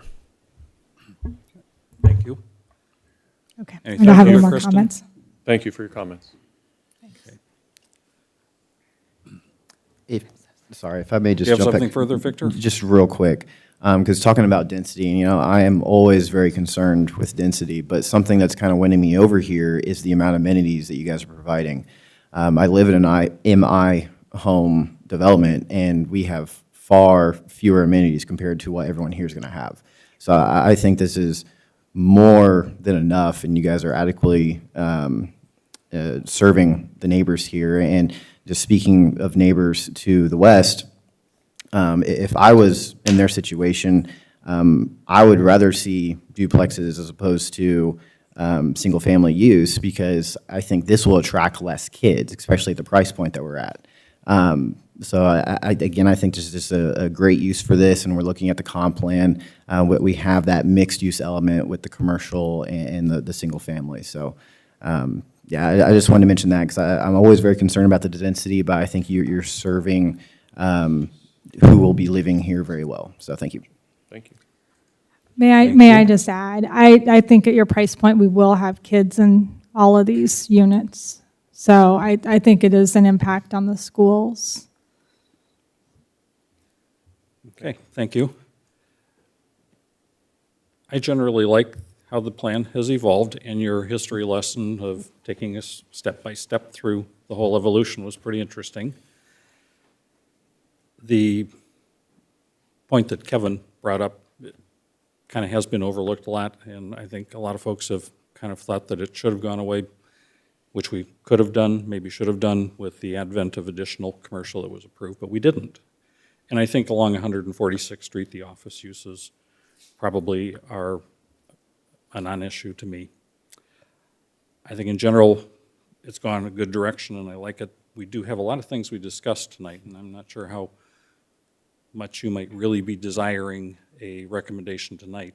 But I think, sounds like a number of us probably have enough concerns on your language that you need another visit to actually show us how you've paid attention, as you've done in the past, and brought improvements to us that you've listened tonight, and will bring us one more improvement before we make a recommendation to council. Is that agreeable? Yes, and I don't know, you want to, we just ask for a continuance on it at this point? Yeah, I think our rules state at this point, the plan commission would have to vote on that. But before we do that, can we talk a little bit more about the mix of commercial uses within the commercial buildings? Sitting here thinking about this as the conversation has kind of unfolded, I just would want to make sure that's something that we can administer. If we're talking about ratios, either within a building or ratios within the site as a whole, that's going to be really hard for us to frankly enforce and administer. I'd probably like to think about this a little bit more, but I would probably rather, if we're going to go that direction and limit it at all per building or something, might be the preference. That would be easier for us, I think, to manage than 50% or something of the whole could be medium retail. That would be virtually impossible for us to manage. Kevin? And we don't want to paint you into a corner of not being able to administer this. And one of the reasons I brought up what I did earlier is the simplicity of saying one building. doesn't matter which one it is. I don't know how we'll you have do it, this. but I think we're all on the same I page think that we we can want to figure it out. achieve something, and however staff thinks it could be administrative, I just- and you It's feel always it the works. denominator that's the problem, so I mean, we can figure that. I just say we work together. We're going to try to create some language that I think, I know what your intentions are, and we'll try to create some language that's good for you to enforce. Right. And that's totally appropriate, because I would certainly like to hear Kevin or somebody. Right, that's all we're And saying. when you're here the next time, that yes, we've met, we've agreed on this language, we believe we can administer it. Perfect. That would put us in a position where we can confidently say, City Council, this is our recommendation on this. Gotcha. So I guess at this point, we would formally ask for a vote on a continuance at this point. Or I don't know who does that, if you do that. Am I mistaken, because of the way the date has fallen with the election, it's probably not the next meeting, it's probably the following one, is that right? We have another May meeting, I don't know how Yeah, 'cause I quickly don't you can think get we ready have- for it. Yeah. I think you can ask for not a vote tonight, you'd like to work on it some more and come back when you're ready. I don't think we have to put any time limits on it. I I am. believe that's our general consensus. Anybody that doesn't have that consensus, speak up. So let's not get all heavy in administration here That's on right. doing you things we all. don't really need to do. I think we all have an understanding, and we look forward to seeing you back here at the second May meeting or the first June meeting. Okay, sounds great. Thank you. Thank you. Thank you, and sorry to everybody Yeah, else in the room. If you guys could formally move to continue it, that would be probably in accordance with our rules. Okay, I'll make a motion All to right. continue this until whatever date they find appropriate. To a bring it back. subsequent meeting? A subsequent meeting. Second. All right, so we have a motion from Dr. Keller, where are you here? And we have it seconded by Dave Schmitz to continue to a future meeting yet to be determined. Staff, please call the roll. Okay, Mr. Harkey? Yes. Dr. Kelleher? Yes. Mr. Maui? Yes. Mr. McCarty? Yes. Mr. Schmitz? Yes. Ms. Boljaric? Yes. Ms. Bergman? Yes. Motion carries. All right, now we are done for the night with this one. Okay, if we needed to do it, we need to do it. I wasn't sure we did. Item next is 2203-ODP-03 and 2203-SPP-03 Harvest Trail. Yeah, thank you and good evening, members of the Planning Commission. For the record, Kevin Todd with the Community Development Department. This item before you this evening is an overall development plan and primary plat for the Harvest Trails subdivision located in the northern residential portion of the Woods Robinson Briggs Plan Unit Development, which, as indicated on the screen, is located on the north side of 191st Street, west and adjacent to the Monon Trail. This amendment does not include the western 20 acres of the PUD that is also allowed for residential development. This item did receive its public hearing at your March 7th meeting. The proposal this evening is fully compliant with all applicable standards,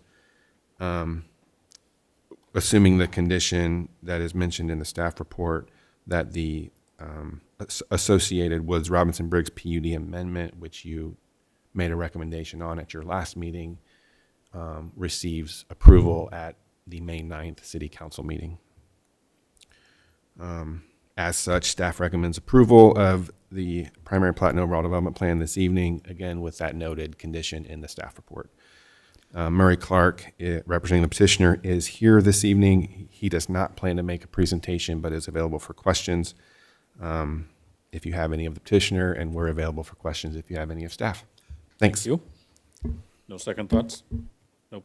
No first. Okay. Plan commissioners, questions, comments for staff or Mr. Clark? I have just one. Sure. I cannot remember in the PUD what was required concerning the park area. And can they actually submit and move forward with this without having the plan for the park? I'm sorry, don't mean to trouble anybody, I just wasn't sure. Ed Freeman, David Weekly Homes. It's in a portion of the site that Birch Dalton, who controls the commercial portion, is representing and delivering for the Woods family. I believe there's timing set out in the PUD, and I don't have the PUD, I have it in my file, but it actually states when it all has to come into play and when the plans have to be in, and I think we're still within that time period. I can grab the PUD right now.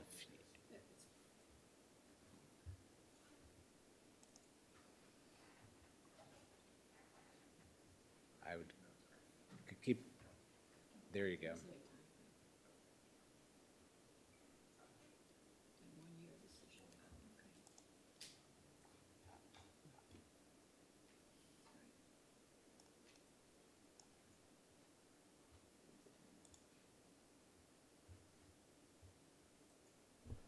So there, it talks about the park, well,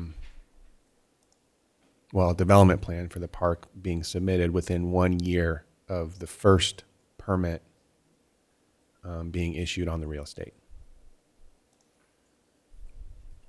And then park amenities being installed within 1 year of approval of the development, or within submittal of the development plan. So. Does that include this detailed development plan or the plan for the park and the commercial to the south? The plan for the park. Yeah, the park has to be developed within a year of development plan for the park, if that makes sense.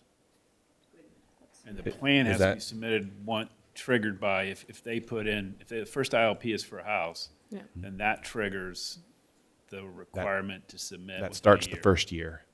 Yeah.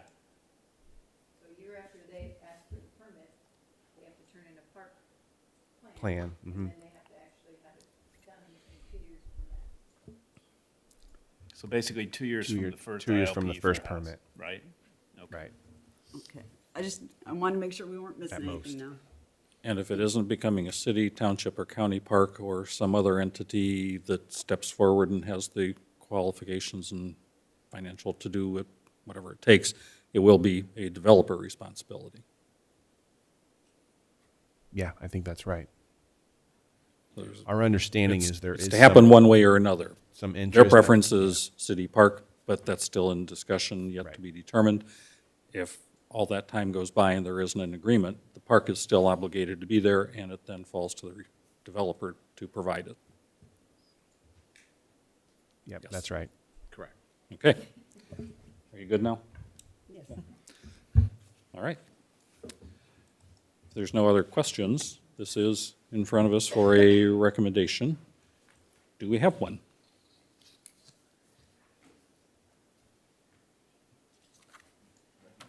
Motion to send to council with a recommendation of some sort. Approved, this is a plat. Oh, wait, I'm thinking of the wrong thing. So we need a motion for the approval as recommended by staff with 2 conditions. I will make a recommendation to approve the primary plat and overall development plan 2203-SPP-03 and 2203-ODP-03 with the following conditions. Approval of the same numbers is contingent upon ordinance 22-05, the Woods-Robinson-Briggs PUD Amendment 1, being approved at a future Westfield City Council meeting, and 2, all necessary approvals be obtained from the Westfield Public Works Department, the Hamilton County Surveyor's Office, prior to the issuance of an improvement location permit. Second. Thank you. The second was Victor. Okay, we have motion by Dr. Kelleher, seconded by Victor McCarty. Will staff please call the roll? Mr. Horkay? Yes. Dr. Kelleher? Yes. Mr. Maui? Yes. Mr. McCarty? Yes. Mr. Schmitz? Yes. Ms. Boljaric? Yes. Ms. Bergman? Yes. Motion carries. Very good. Thank you. Thank you.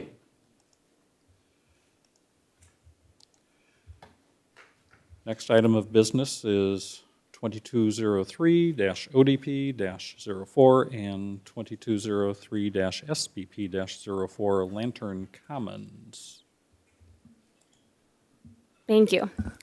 For the record, Rachel Remenschneider with the Community Development Department. This project is located at the northwest corner of South Union Street and East 161st Street.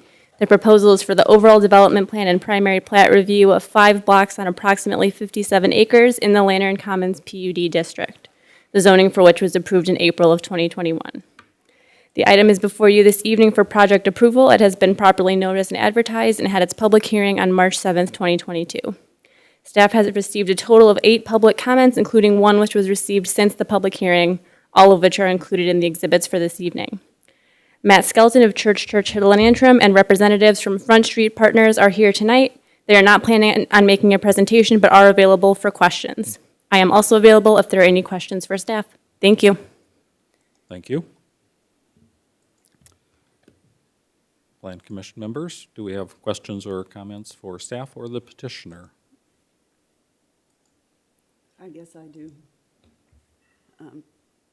And I will say that I did meet with the petitioner about my concerns. What we approved to me on the concept plan and what is being presented to me are very different. Different enough that I think it's actually not compliant, and I don't know if staff agrees with me. I don't think they do. The orientation of the buildings, where the majority of the parking is, especially on the west side of the project. Just to be clear, that's not what you're approving tonight. You're approving the primary plat. So the lines of the blocks, the buildings are not subject to approval tonight while the footprints are shown.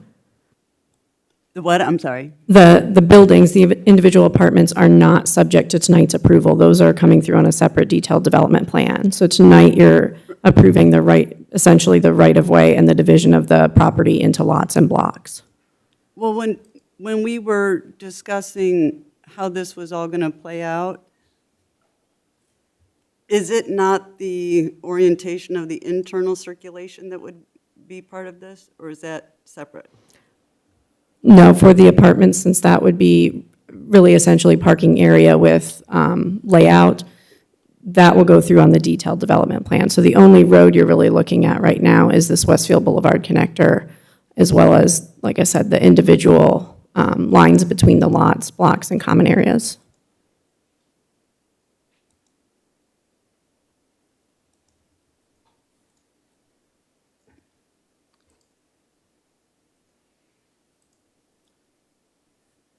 Are you good? No. Yes? No? Yeah, yeah. All right. Are there any other questions relative to what we are actually tasked with approving tonight? Okay, I don't disagree with the comment that Cindy Spoljarek has made, but we will have another opportunity to discuss that. So we're looking for a motion to approve with a staff condition as noted. Anyone? You did.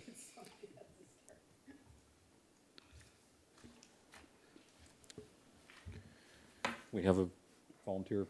Yeah, Dave I'll make Schmitz, a motion okay. to approve the primary plat and overall development plan 2108 SPP 18 and 2108 ODP 18 with condition all necessary approvals be obtained from Westfield Public Works Department, Hamlet County Surveyor's Office prior to the issuance of an improvement location permit. Thank you. We have a motion. Do we have a second?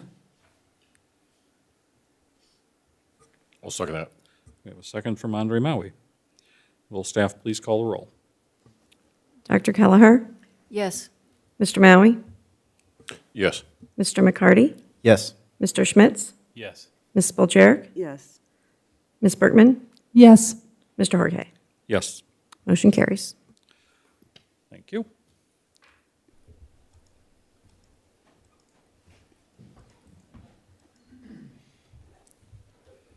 Item next is item 2204-PUD-08, Grand Park Village, PUD Amendment 4. Thank you, Mr. President, members of the Plan Commission. Again, for the record, Kevin Todd with the Community Development Department. This item before you this evening is a proposed amendment to the Grand Park Village PUD on approximately 12 acres of real estate near the intersection of Grand Park Boulevard and Wheeler Road. This item did receive a public hearing at your April 4th meeting. There was an additional kind of update or follow-up meeting at your April 18th meeting.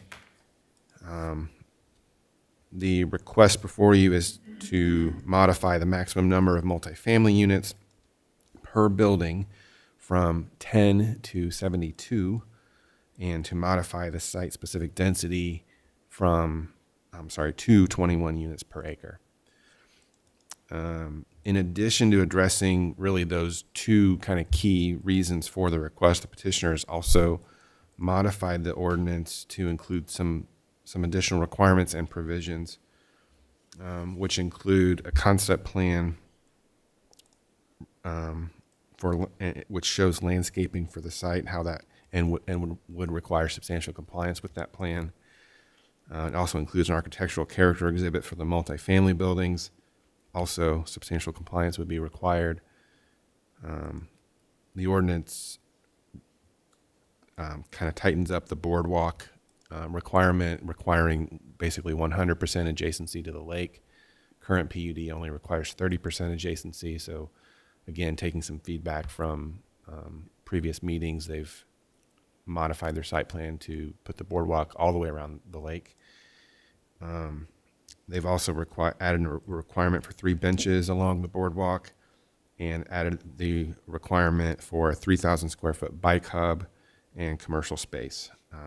Again, requiring substantial compliance, I believe, with the character exhibits that are shown in the ordinance, and also restricts the uses of permitted commercial uses pretty significantly in that space. So that's kind of the summary of where we are today. And not to steal John's thunder here, but this item is eligible for recommendation this evening. John Dobashewitz is here and would like to make a brief presentation.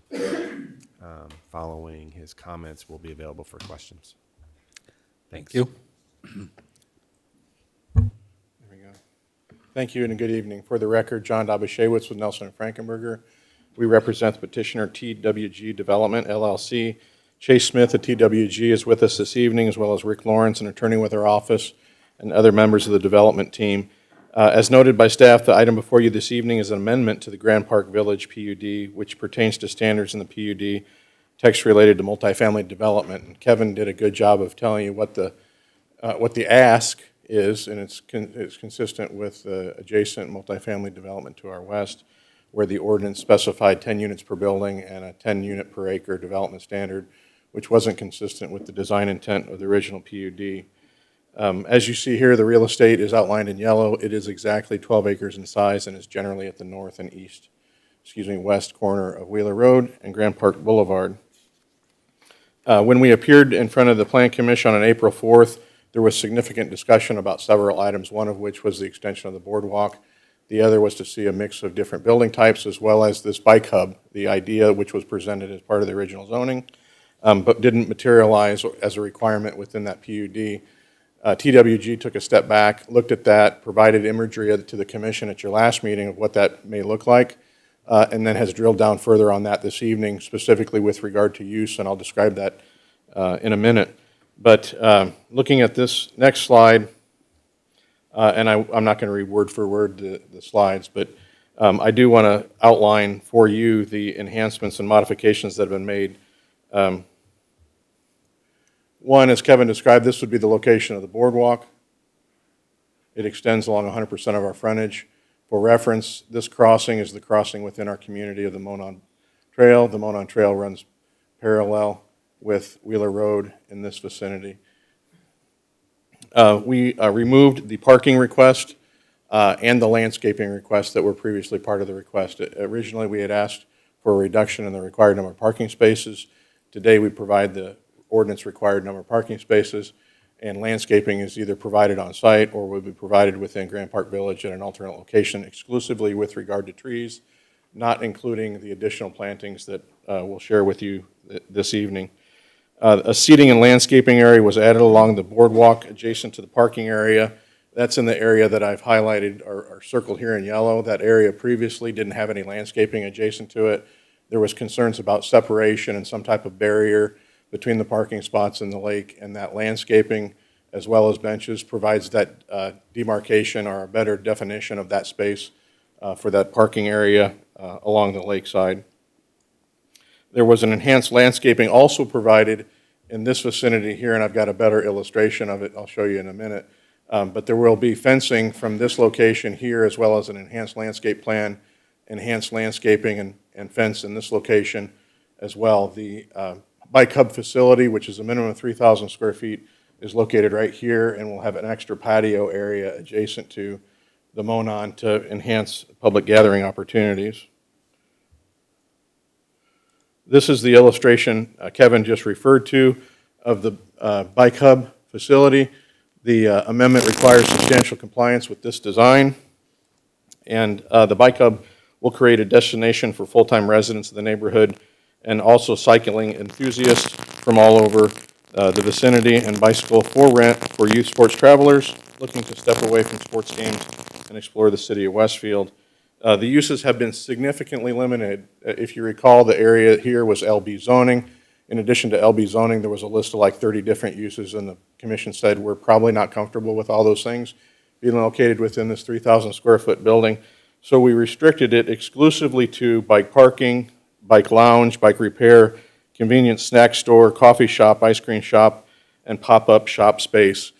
So in the future, if, 5-10 years down the road, if someone thought this was a good location potentially for like a Mill Tavern or something like that, when there's a lot more intensity of use in this space, that's a restaurant. That wouldn't be permitted. The petitioner would have to come back and seek authorization from the Plan Commission and Council to have something like that. But at this point, the short-term future, as TWG sees it, something as an amenity for residents in the area, as well as those along the Monon, not something like a full-fledged restaurant, which may or may not be appropriate in the future, but we're not asking for that. We've throttled it down as simply and concisely as possible.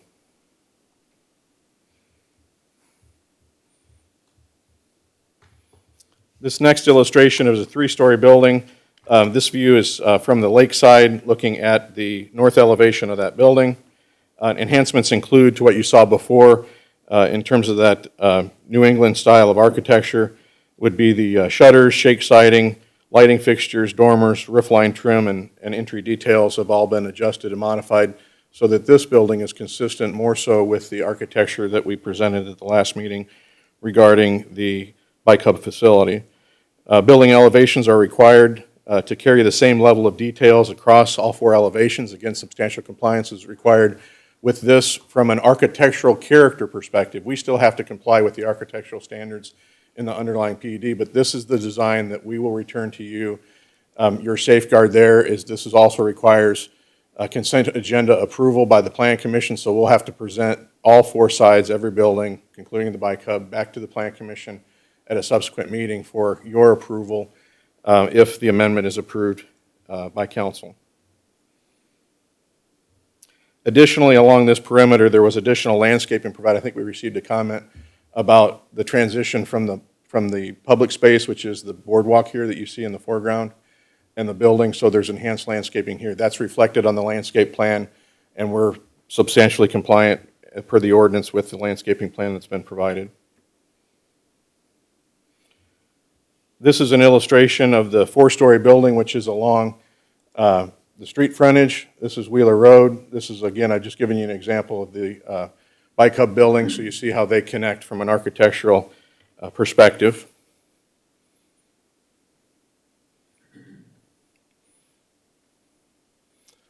The last slide here regarding building design is to illustrate the fence material that would be along the street frontage. Let me get to the right spot. We've got the 3-story building, a 3-story building example in the background. TWG, this was also a question with regard to the tree plantings. TWG confirmed with the landscape architect that this plan works and that it's not shoehorning in additional plantings for the sake of the UDO requirement. The fence material, again, we're substantially compliant with this design, and this is a reflection of the enhanced landscaping that's part of the landscape plan that's above and beyond what would otherwise be required. Again, the white scallop fence complements the Cape Cod feel of the site architecture and provides a buffer without being dominating or intimidating. I think that last illustration that we provided you was a different character, and it was more of a solid barrier rather than something that complements the architectural style and quality of the site. Lastly, there was discussion and a request that we received about limiting additional multifamily, in particular that multifamily which would be adjacent to the Lake District. And both the Day family, which are owners of real estate in the vicinity, as well as Hankey Development, have agreed to, if this amendment is approved, that each would record a covenant on the remaining real estate which is adjacent to the lake, that there would be no at-grade multifamily. It would be permissible if it was multifamily that was like a second or third floor above what would be non-residential on the first floor. So with that in regard, we would ask that the Plan Commission, we would make a commitment, and we would ask that the Plan Commission forward its recommendation to the council based on this commitment, and that we'll have reduced into writing before we would appear in front of the council that technical language. So we're going to have a commitment. It's made by TWG, and it's committing others because we're not putting it in the PUD because we don't control the others in terms of the amendment because they're not part of our real estate. So Hankey Development as well as the Day family would enter into a covenant. The covenant would be recorded. Staff would confirm that the covenant's in place or the amendment wouldn't be effective. We couldn't move forward with the development of the real estate. But that came kind of mid today, so we don't have a copy of the exact commitment for you. But we're asking for your recommendation based on that text. And I've got it on paper. I've submitted it to staff. So we're all clear on what our condition is that we would request the Plan Commission's consideration of regarding the commitment. In conclusion, we believe that the proposed standards and requirements respond favorably to the comments and concern we've heard from the Plan Commission, as well as our adjoining neighbor, who is in particular with regard to parking. As a reminder, they did submit a letter to the Plan Commission indicating that their objections were withdrawn relative to the request because we provided all the necessary parking.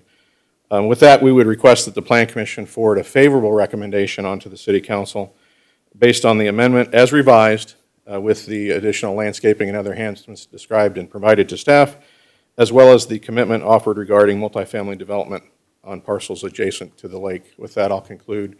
Would be glad to answer any questions you have in advance of the recommendation.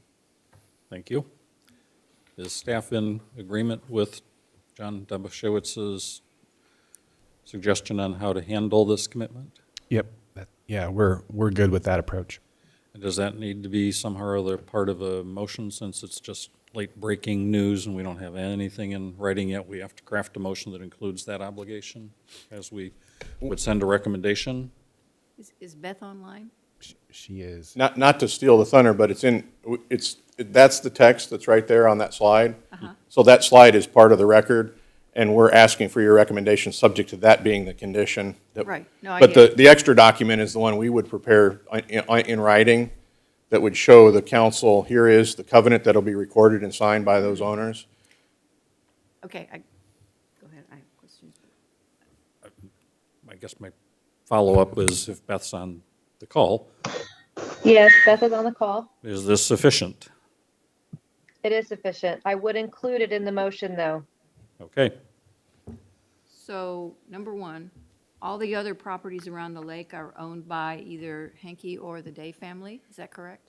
Yes, and I can point to them for you. This parcel that is undeveloped today, these two parcels, and the parcel to our north. Okay, so number one, it includes everybody. Yes. Number two, is this commitment, and I think it's a good idea. I mean, this is what we talked about, and I appreciate you guys coming up with some. Is this enforceable? And if so, how? Because in the past, commitments have always, staff has always been a little uncomfortable with covenants or commitments. How do we enforce this? That means if another project comes in on one of these other parcels, it would have to be this? Yeah. That's a good question. So because since it's part of the motion, and I guess assuming council ends up adopting this as well as part of the approval, we would not issue a permit for any of those 4 parcels until we have recorded copies of this commitment in our office. So none of the other 4 parcels could have I mean, that's what residential on the first floor? on the, That's what it says, right? Yes. specifically goes on to indicate it would not limit, but would permit multifamily dwellings above future retail and office on the remaining real estate. Okay, and I think, I agree with it, because I like the project, but I was having reservations based on what's gonna happen with the rest of it. I just wanna make sure it's, So as whatever form it's in is enforceable. As I understand that this would be a commitment to the city. Yeah, absolutely. That this would be, enforceable then by the city, which would be us managing that. Okay, and Beth Copeland, you are still fully in agreement, having heard this additional question and answer?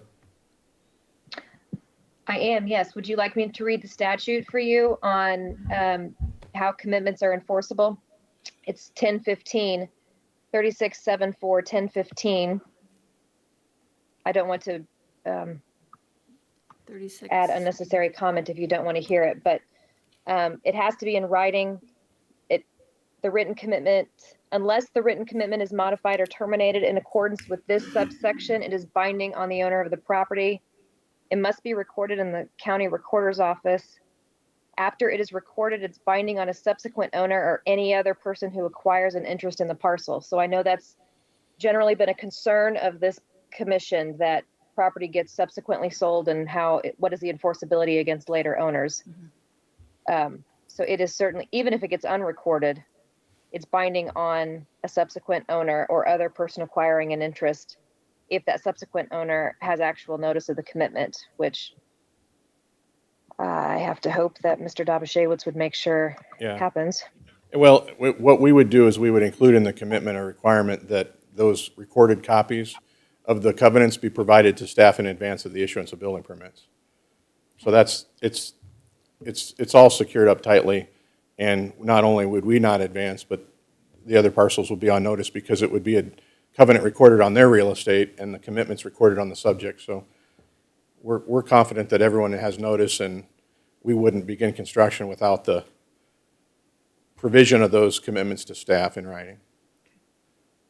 And as we would formulate our motion on this that includes that, and it goes to council, if that should not occur for whatever inexplicable reason that the notices never gets recorded or done, staff could still refuse to accept something on those parcels because it's in our recommendation and it was part of this requirement. Hi, sorry, sorry, for the record, Chase Smith with TWG Development. That provision is part of our contract for purchase with the land seller, so it would occur with our closing on the land. So I don't think there's a scenario where the two could not occur together, again, because it's a contract provision with the Day family, who's the current owner of the land under our project, and then the land to the west. And of course, the rest is owned by Hinkie Development, who we all know is heavily involved and invested in the area as well. Okay. I'm good. I think we've beat that sufficiently to death. Yeah, I guess while I have the microphone, please. I did just want to make a couple comments. He's a tough act to follow, as always. But I think I did have a couple things that maybe I didn't tell John, or he didn't mention. So, from TWG's perspective, sorry, long-time listener, first-time caller here, everybody.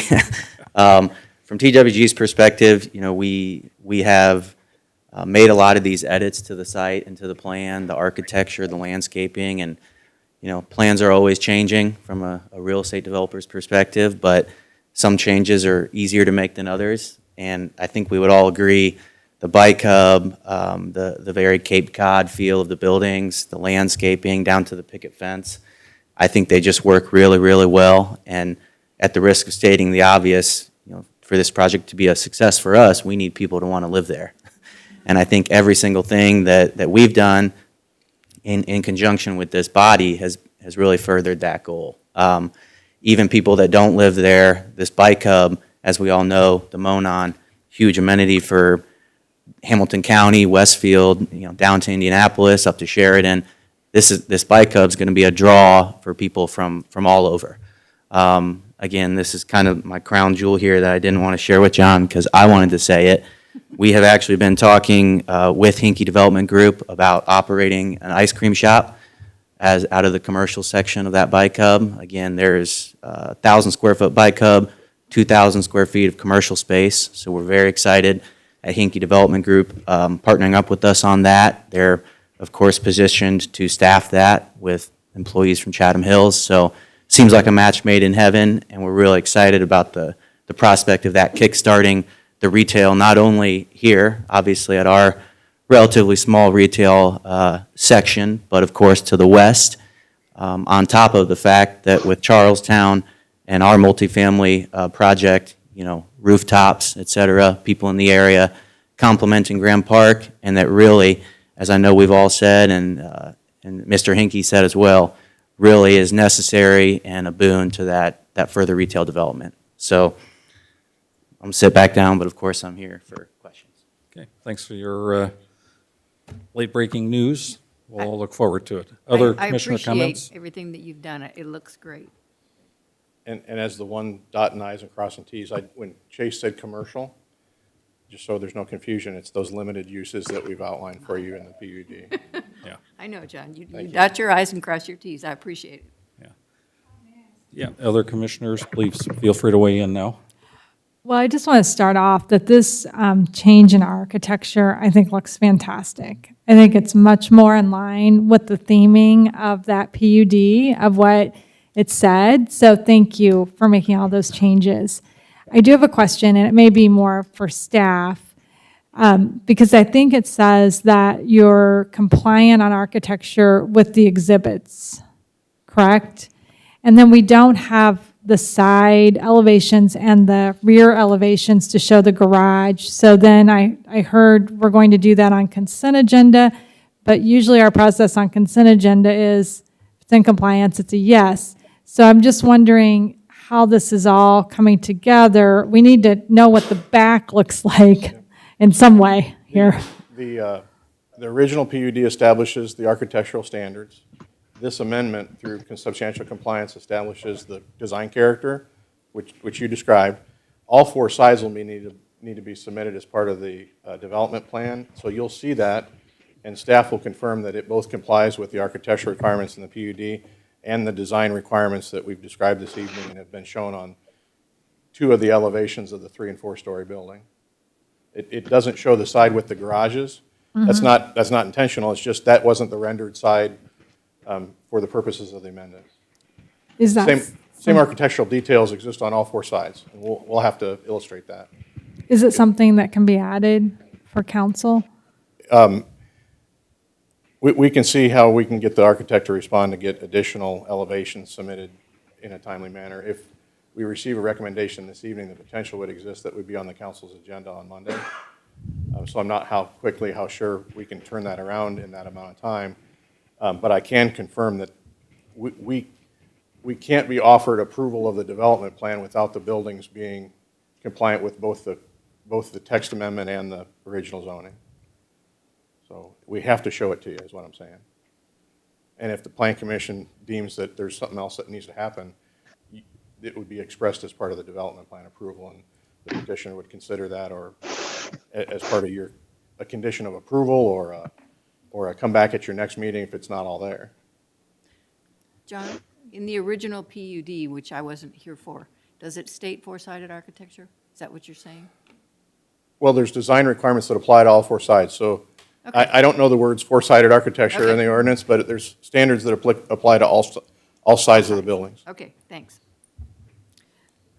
So I guess staff, my question is, they've shown us the front and part of a side. So when that comes back, and I understand what John's saying about there's language in the PUD, I'm just feeling this disconnect on what the back side's going to look like. Like, how do you judge that, I guess, between the 2 documents? This is actually that side that includes the garage doors in this building. This is the street side of the 4-story building, and the difference between the 2 is predominantly going to be the garage doors that exist along the bottom for those garage units. The architecture that's indicative of the rest of the building is identical to this side. Yeah. I think it's lovely. Just want to make sure that, I mean, you know how this goes. It's the No. amendment, not, I so, I feel like it's buttoned down. We can't come back with something that's markedly different than what we're showing you and expect the Plan Commission to approve the development plan. So okay. I think to maybe further help bring some comfort here, there is, so the PUD defaults to multifamily architectural requirements for multifamily buildings. Okay.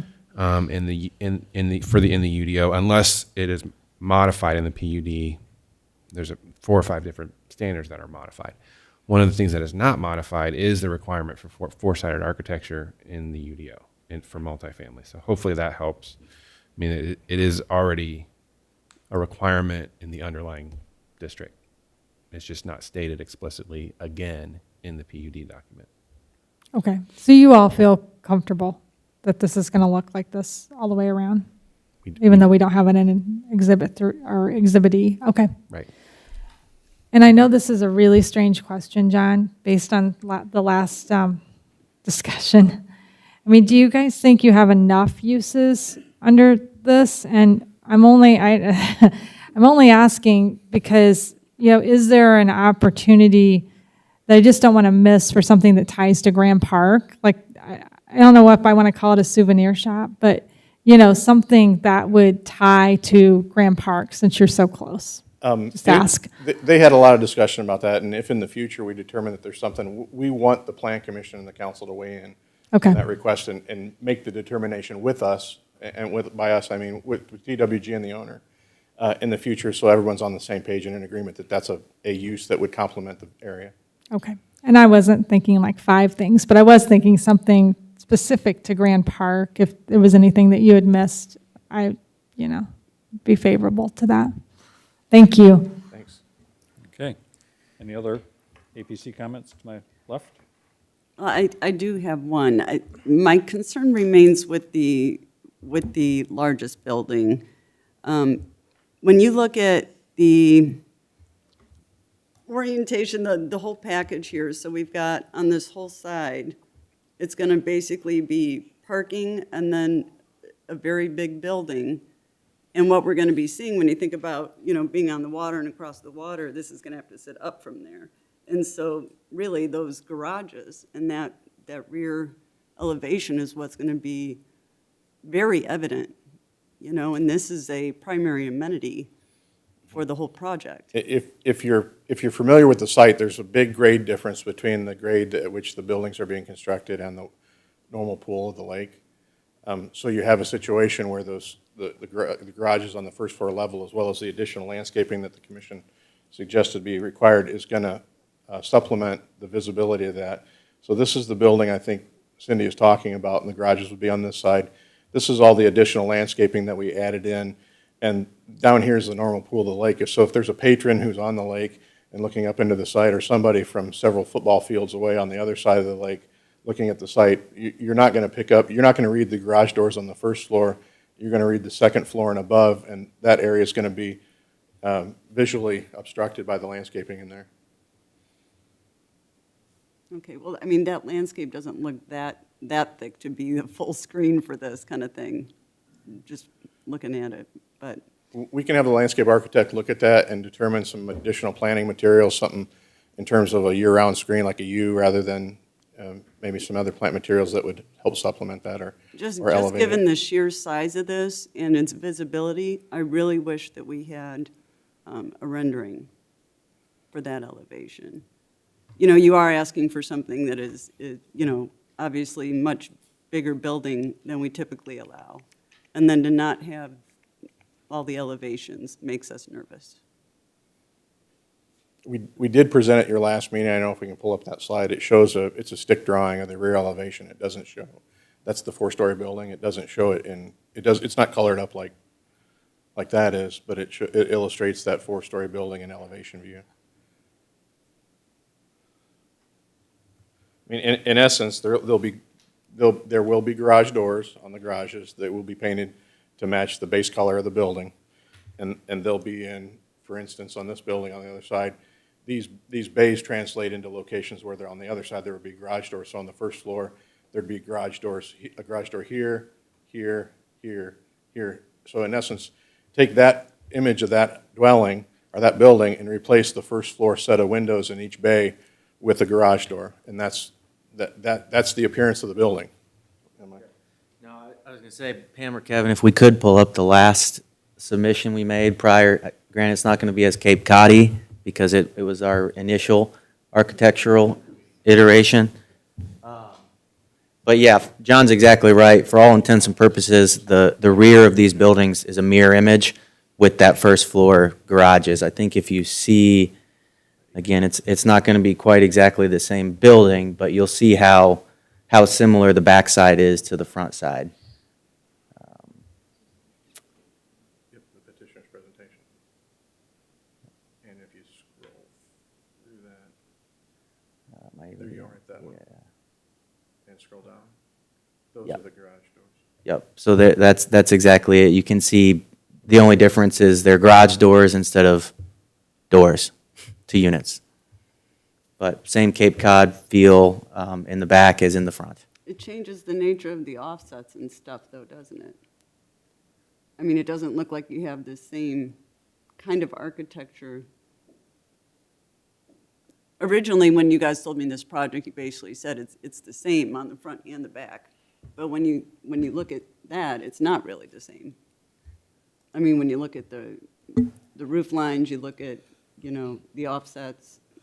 But that's an old rendering, isn't it? No, but I mean, the concept, I mean, for it to be the same, it's not really the same on the front and the back. These are going to be single bay garages and individual doors, not a double door, correct? Correct. So they don't have to vary the architecture of the building setbacks and undulation of that face of the building because they're only 10 feet wide instead of 16 or 8, whatever the width that you're going to be able to put in there for the width of those garages. So they shouldn't vary what we see in the current presentation because they're just not that wide of a garage door. From an efficiency and architectural standpoint, I know they set out to make it as similar as possible. I would also say, stepping back, John made a comment about the grade of the boardwalk over there. It is a very, very steep grade drop-off. That's actually why we tried not to run the boardwalk right along there, because it's going to involve some, shoring up and some engineering type things, which I'm not qualified to speak on. But there is a very steep grade drop-off along the boardwalk at that southeastern corner where our boardwalk will end up connecting to the Charlestown section and then wrapping around. So again, I do think if you're on that boardwalk or partaking in type activities, you're going to be seeing floors 2, 3, and 4 of that 4-story building, not the garage. So the grade where you're building is going to be lower than the boardwalk? Higher. Higher. Yes. So if I'm standing on the boardwalk or I'm on my pontoon boat, on the lake, I'm going to be looking like that. Okay. I think just between Cindy and you, if she has concerns about seeing a bunch of garage doors, if you're going along the boardwalk, what a pretty area, it's probably pretty simple to throw some more trees in there, and I would think that could be done between now and the council, if you and Cindy wanted to discuss that. Yes. Thanks for the bike hub and the uses. We love it. I'm going to buy a bike so I can use it too. I really appreciate it. I think it's going to be But not until the bike hub opens. Oh, last question or comment. TWG, we have kicked around the idea of acquiring, a dozen, 20 bikes at our cost to be able to stay at the bike hub and be leased out to visitors. So again, something we're trying to make happen there. All right, if I go? If you have comments, All right. please take the floor. I don't know well, never mind. So I think the changes that have been made so far, the architecture, the boardwalk path, especially the bike hub and the commitment, they all sweeten the deal. But I feel still that based upon not knowing what will be going around the general area as comparison to earlier on our agenda tonight, we saw Town Run, we already know everything that's going in around there. As opposed to this, I don't know.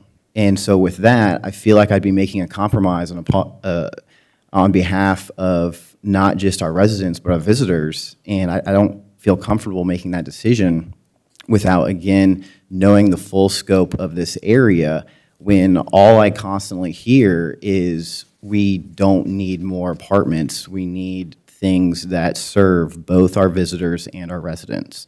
Again, I appreciate the bike hub. I think it'll be highly used.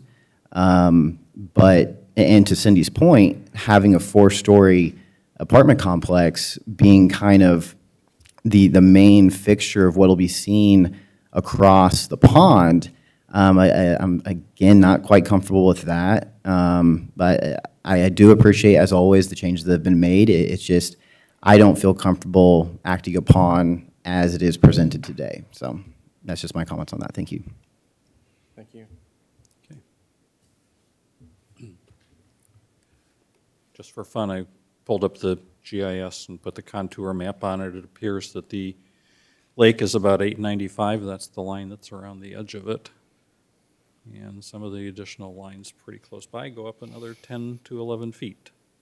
So that is a bit of an angle. All right. This is in front of us for a recommendation, which will need to have the language in whichever page that was that I moved on from here in the commitment. Is there anybody ready to make a recommendation to council on this and incorporate the commitment?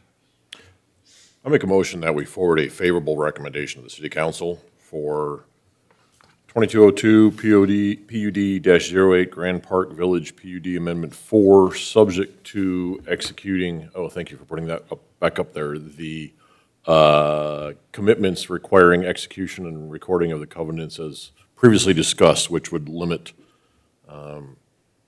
which would eliminate any ground level residential on the remaining parcels around the lake. Does that sound sufficient to staff? Okay. Yep, that works. Is there a second? Second. We have a motion from Andre Maury and a second from Dave Schmitz to forward a favorable recommendation with the commitment. Will staff please call the roll? Dr. Kelleher? Yes. Mr. Maui? Yes. Mr. McCarty? No. Mr. Schmitz? Yes. Ms. Boljeric? Yes. Ms. Bergman? Yes. Mr. Horkay? Yes. Motion carries. Okay. Thanks for your time this evening. Thank you. All right. That completes our items of business. We now have 2 public hearing items. Right at the start, let me remind anybody that may be attending virtually so that we can minimize our dead air time waiting for comments that might come from virtual attendees. Please email us at planners@westfield.in.gov with the petition number in the subject line if you have any comments that you would like to make from your remote location. First public hearing item is item 2205-PUD-09, iBeach 31 at Grand Park PUD. Hello again. Hello. For the record, Rachel Remenschneider with the Community Development Department. The item before you this evening is the iBeach 31 at Grand Park PUD. The proposal is for approximately 3 acres north of 181st Street and east of the future Grand Park Boulevard. The proposed use is for a beach sports facility and ancillary uses. The item is before you this evening for a public hearing. It was introduced at the April 11th, 2022 City Council meeting. It was properly noticed and advertised, and staff has received no public comments. A virtual neighbor meeting was held on Wednesday, April 27th, the notes for which are included in the exhibits. Eric Douthit of Church Hiddle and Antrim is here this evening to present the details of the project. He is available to answer any questions, as am I if you have any for staff. Thank you. Thank you.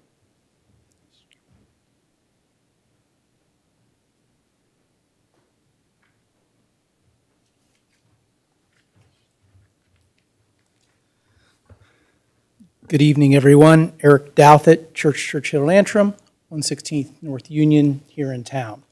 Thank you for your time tonight. I also have with me Katie Connor, the proprietor of iBeach. As you may be familiar, they already have a leased space here in town, and this is a space that they're looking to own and develop. We're asking for 3 changes as a result of this PUD. The first is we're asking that the underlying zoning, which is presently open industrial, be modified to GB. That'd be consistent with the surrounding zoning. It's presently touched on all sides by the Grand Park Village PUD, and that's the underlying zoning for that location. Also, outdoor and indoor athletic facilities aren't specifically defined within the UDO, so we've added those specific definitions to our PUD as well, including locker room and similar kind of facilities. The second modification, or the second addition to our PUD beyond just the underlying zoning, is with regards to the ability to use a specific PVC material as our roofing material. The underlying material is a better product than would be a traditional product. It comes in 6 standard colors. This particular facility, if you wouldn't mind turning it to the first character exhibit for me, Pam. Thank you. Yeah, it comes in 6 colors. We're going to be utilizing white more than likely. There was a couple questions we received over the course of the process about the cleaning of this particular material. There's an exterior membrane with an acrylic top coat that makes it self-cleaning. It won't even have to be power washed, best we can tell. The technology for the underlying material itself, it's got an energy savings that's about 2% less air loss versus 12% if you were to have a metal roof or a similar kind of roof. The air quality is even and consistent because it doesn't sweat and it doesn't allow for mold to grow or anything like that on the material. It also allows for sound absorption. We'll be having volleyball inside and we don't want echoing, so it allows for that. And this particular membrane is also consistent with the Miami-Dade County wind and hurricane tests, so it will survive hurricane force winds in Dade County. You would see this in some other large athletic facilities across the country. The LA Rams facility, the Los Angeles Raiders facility, their tennis facilities, the Oklahoma University tennis facility, the Del Castle tennis facility in Delaware, also a number of soccer facilities.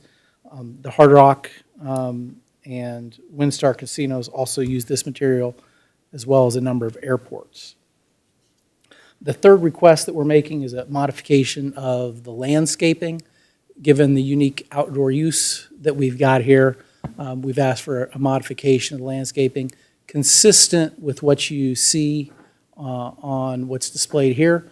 The one thing I will point out is the fence will have foundation plantings around it as well, consistent with the underlying PUD. So that modification will be made when we go forward. The exhibits you have are illustrative exhibits. They're not intended to be something that we're going to substantially comply with. We're going to substantially comply with the underlying zoning, and that is our intent. There was also a question about the number of parks that we'll intend to have. We'll have between 150 and 180 parking places. This is parking that I believe is up to staff to determine based on use, but we think that will be more than enough parking places for this particular location. We are both available for questions when that is appropriate over the course of the procedure tonight. Thank you. Thank you. This item does require a public hearing, which I will open at 9:13 p.m. Have we received any cards or emails? No cards or emails at this time. Thank you. All right. Another reminder to any virtual attendees, so that we don't have to loiter too long, please type quickly and email if you have a comment to planners@westfield.in.gov. And we will hold until my clock in the lower corner flips to 9:15 and then move on.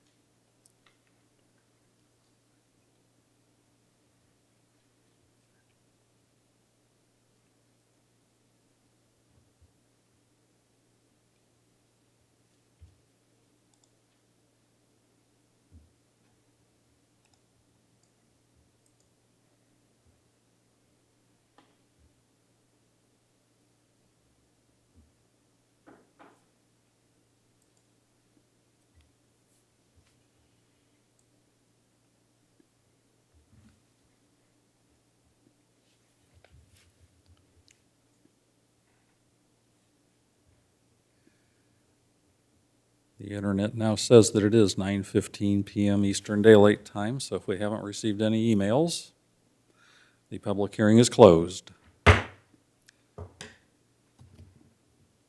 One observation I'll make right off the top, you were talking about the number of parking spaces while we were twiddling our thumbs waiting for any kind of a potential emailed comment. I was looking at parking spaces. Looks like there's only about 75 shown here. This is granted, I guess, a pretty preliminary plan, but you were saying you might need to double that number? Yes. So it's going to look a lot different when all that parking is actually laid out. That is not to scale, but yes, that would be the intention, to have 150 to 80 parks. All right, I'll open it up to other Plan Commission members for comments. Others? Jump in. Question for staff, first of all, on the location, it's surrounded by a PUD, but I'm sorry, I didn't have time to find out what that PUD is supposed to be or what's next to you. Maybe Mr. Duffett knows. Yes, it's Grand Park Village, PUD. But what's, And everything around it is GB, is what the underlying zoning of everything. around it is that GB, there's is no GB as well. residential No in residential any at of that part of the PUD? Okay. I mean, the Grand Park Village PUD doesn't separate out the sections and permitted uses. So the underlying zoning's GB, but then it, again, has that one long permitted use list that applies to the entire PUD. The one we just dealt with. Okay, so there could be there could be anything next to this then. Okay, but they've gotten public notice, so if they were concerned, they'd be here. My other question is on, I remember the last time that this project was before us, there was a whole lot of discussion about the roof, but there was also discussion about the sidewalls and all kinds of other things, and I've slept many times since then. So my question is, you have in your PUD here, let me get back to it. For architectural standards, that Article 6.3 shall not apply. I can't remember what that is. It's probably talking about the roof or something. Correct. But otherwise, are you following the architectural standards in GB? I guess that's a We question are. for staff. Except for the roof, we are following all of the architectural standards in GB. Okay. I'll let somebody else talk while I ruminate a little bit more here. Sure. I have a lot of concerns about that roof. First, is this intended to be fully heated and cooled? This is a year-round facility? Yes. And this would be up to your design team when they submit this anyway, but I don't know how it could possibly meet the energy code. Because you cited a low leakage rate, which is very true for a membrane roof like that, but it doesn't give you the insulation value that's typically required. So I don't know how they're doing that. But as to its self-cleaning nature, I personally know several of the architects who worked on, you mentioned some of the airports use this, including Indianapolis International. They're extremely frustrated with how gray their supposedly self-cleaning white roof turned out to be very quickly. So it's valid to make the claims and assertions because I know that's being told to you by the manufacturers of the material. But in practice, I think we need to be aware, that's a lot of roof area that's very visible, and sometimes it doesn't turn out as self-cleaning as we would like it to be. So a consideration there. Yep.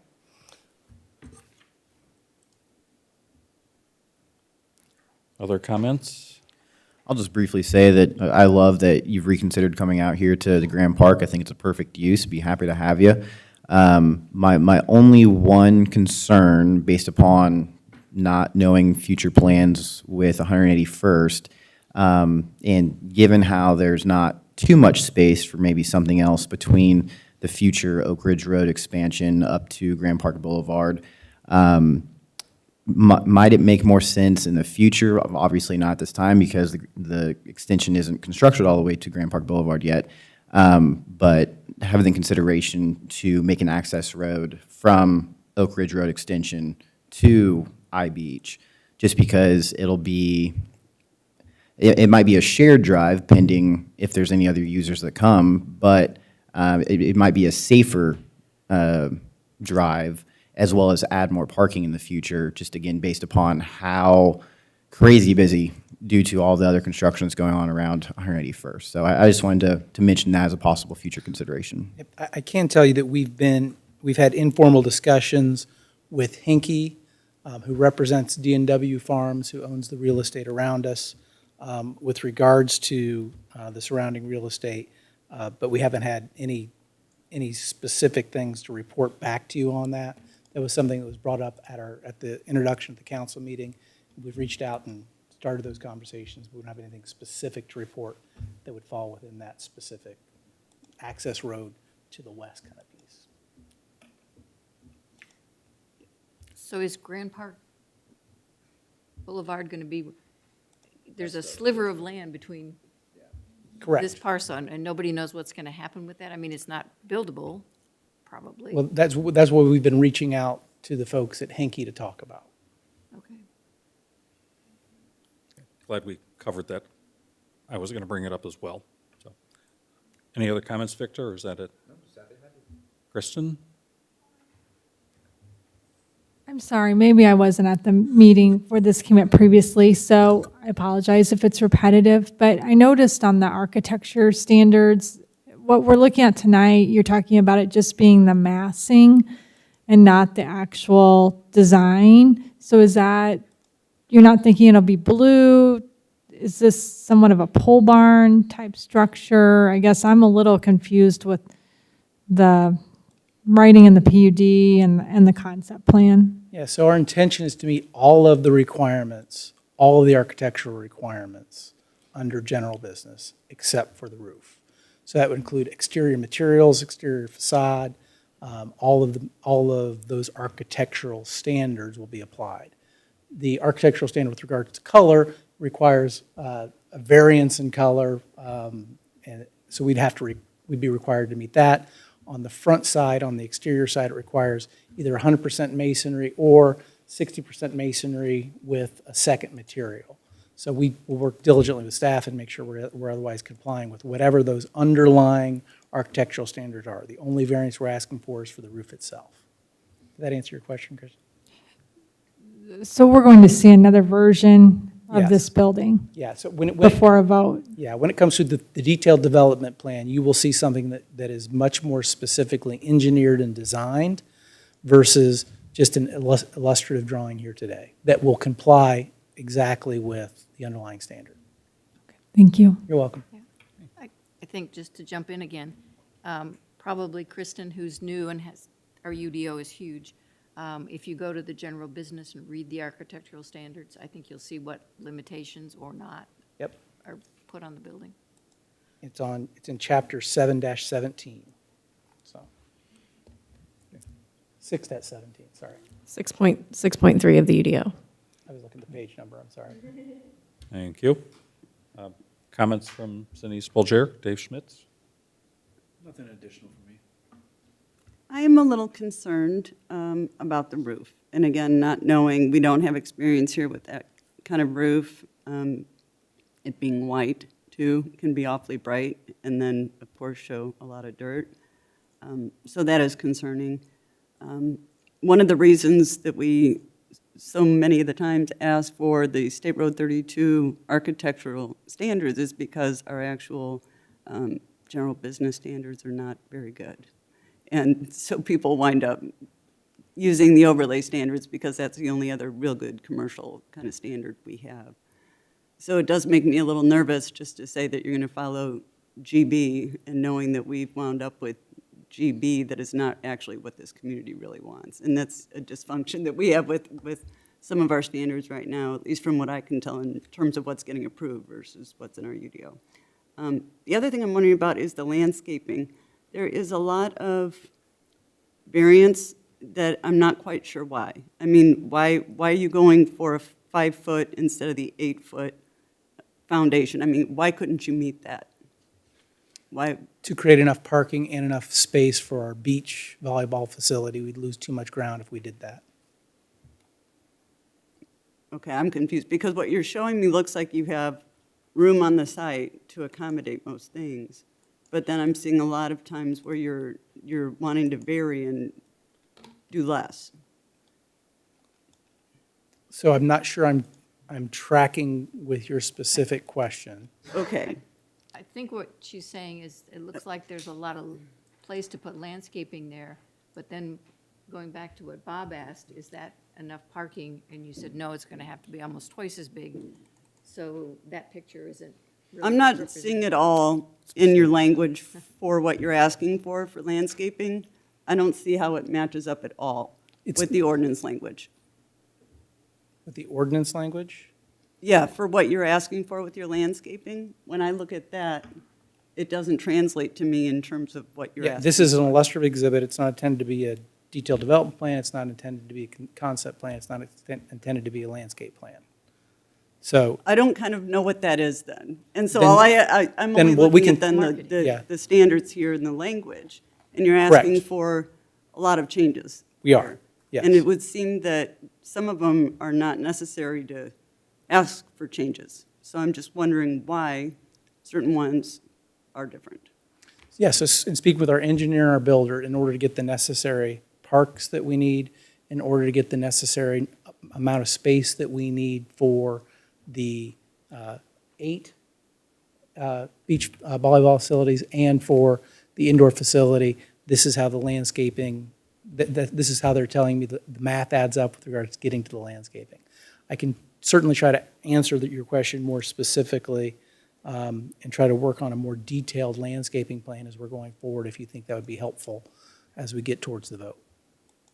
Yeah, and some things are just different. Instead of saying, like with the parking lot island, instead of just applying our normal standards, you're saying 1 island per 20 spaces. Mhm.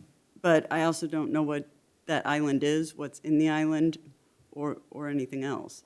So I don't know what I'm getting. Okay. Does that make sense? Yes, it makes sense. Okay. There's just some details like that that certainly need clarification in my mind. One thing I can clarify with the islands is they are applying the parking area landscape with the following modifications. So they would still need to provide the plantings required in the islands, since that's not otherwise modified. So 1 tree and 4 shrubs per island. Okay. Well, and that's where I got confused, because they say, well, this won't apply to us in terms of the landscaping. So then it's hard to say, well, what does apply? Do you know what I mean? There's a disconnect, I think. Yeah, certain sections say that they don't apply, and then others say shall apply except as modified. I just have a general comment about Cindy's and landscaping. I understand that you're not wanting to do our landscaping ordinance as it's written because you need more room on the space for parking, which is unfortunate, because that means there's probably not enough space to do the things we want to have done. We're cramming too much. But beyond that, this is more of a marketing picture than it is anything to show us what your landscaping is going to look like. Because you said this doesn't, is that correct? Fair statement? That would be a fair statement, yes. Okay, all right. So my concerns with landscaping are going to be along the road. So when you come in with a formal landscaping plan written in your ordinance in black and white letters, I would expect it to make a beautiful plan along the road. That's where I would put my money.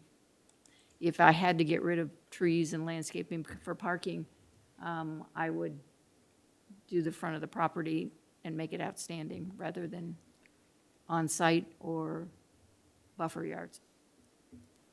Understand. I think where it gets tricky then with that is, again, just the consideration of the growth for the future. As I mentioned earlier, with the more and more strain being put on 181st, I mean, just personally, I see that vision being kind of a 181st becoming a side road, and the main road becoming the Oak Ridge Road extension. And again, that's not something that is going to be able to be considered right now due to nothing's being constructed. But it's just, having that forethought in the future of, okay, well, where do I not want to spend my money now in order to not duplicate the same process and spend even more money in the future? Because that's just where my mind's kind of going a little bit. But I totally agree with you that in terms of having proper berming, landscaping along a frontage road, absolutely. It's just in the future, what does that look like? So again, just, I know that confuses the process a little bit, but I'm just trying to think way into the future with that. No, I'm tracking with what you guys say, and that makes sense. If we're going to spend most of our landscaping dollars on the front, that's where we should emphasize where the landscaping is going to go, so we can create the parking and the beach in the back, especially since the beach is sort of a unique semi-landscaping use anyway on the back side of it. I think it's really important that you and the adjacent landowner get together, because it sure seems like that's going to be property that'll be well used. And I'm somewhat frustrated, I think, as Jenny has mentioned and others, that seeing something that's more of a marketing piece almost is worse than waiting longer, at least in my mind, and coming with something more definitive, because this only raises more questions and concerns. And having been through this several years ago, a lot of the building concerns were what caused us the biggest hesitancy, and I don't have the experience that Andre has. I'm familiar with this type of product, no real credible opinion on its color fastness, self-cleaning characteristics, or anything like that. I do know that Dade County has some incredible requirements for their buildings. I worked on projects down there. I'm not familiar with what's there currently, but what was there 10 years ago. If I was ever in a hurricane in Florida, I'd be heading for the shops at Sunset Place, because that building's not going anywhere.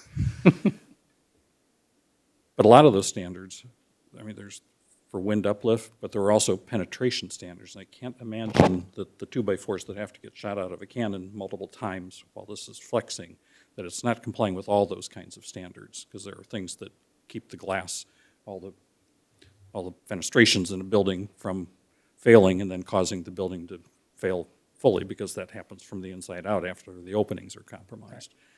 Right. So I'm not sure that there's any value in hearing that, but I know, my own aspect of some of those kinds of standards. And it's not really relevant here. A tornado is entirely different than a hurricane.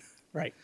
But I think what you've shown here, to the degree that I can interpret it, there's a lot of good-looking plant material at the south edge of the parking lot that needs to be moved to the street, and that's probably where additional parking is going to have to show up, but we need a lot of nicely done islands. I don't recall what the interpretation is at the end of a parking row by a street, or the entryway, if that's considered an island or not. But right now, there's only 2 islands in the parking lot, actual 4-sided islands. I'm not sure how much of those other contoured areas that have landscape in them might qualify as islands, so to speak, even though they're more peninsulas.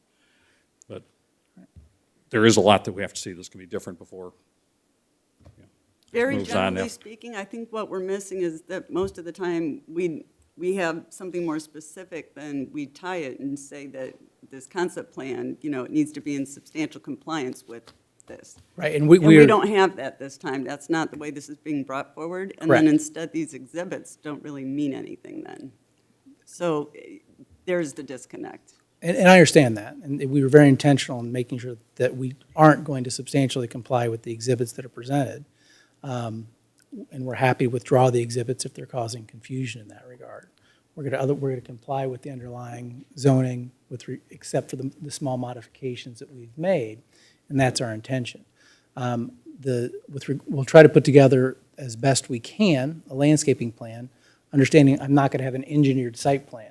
So there's a little bit of a push and pull with that, but I think what you're requesting is reasonable, and coming up with something that's a little bit more demonstrative of what we're trying to do is something we'll certainly try to get to you in advance of the day we have the vote. Right. I would suggest if you know that you're going to need 180 parking spots and you're pretty confident about that, I mean, it's something you should be able to show on a concept plan, that it would somehow fit in there. You know what I mean? I do. Yeah. I think probably withdrawing this picture would be the best thing, because it's very misleading to us. I mean, it's not, we already know it's not going to look like that. Again, I think putting all your landscaping along the road is where the biggest bang for your buck. I do have a question for staff on the roof. I don't know anything about roofs. I rely on Andre because he's the expert there, but does our building code allow for something like this? I think that's a second issue. That's something we'd have to have the building commissioner look at, but we can have him do that and get you out an email. Yeah, because we talk about architectural standards and design, but they are the structural people, so Yeah, and I know that we follow the International Building Code, so I know certain states adopt different ones. My guess is that, yes, it's permitted with certain stipulations. Okay. But Yeah, we can take a look at want to run it that. by them before we went any further with it. And if the building people are not in favor of us waiving something, I would certainly not be inclined to waive it. Not so much that it's really our issue, but I didn't see anything in the proposed ordinance here about annexing this parcel. This is not currently in the city limits. This is one of our donut holes, isn't it?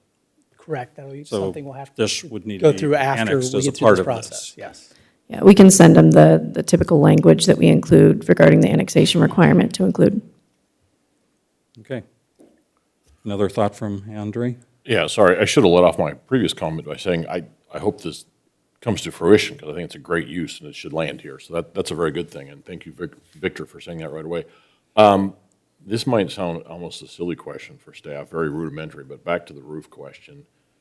I haven't looked this up. I haven't had to think about this before until looking at this concept that we're looking at. I don't want to call it, it's not a rendering or whatever. We've talked about that, but definition of roof.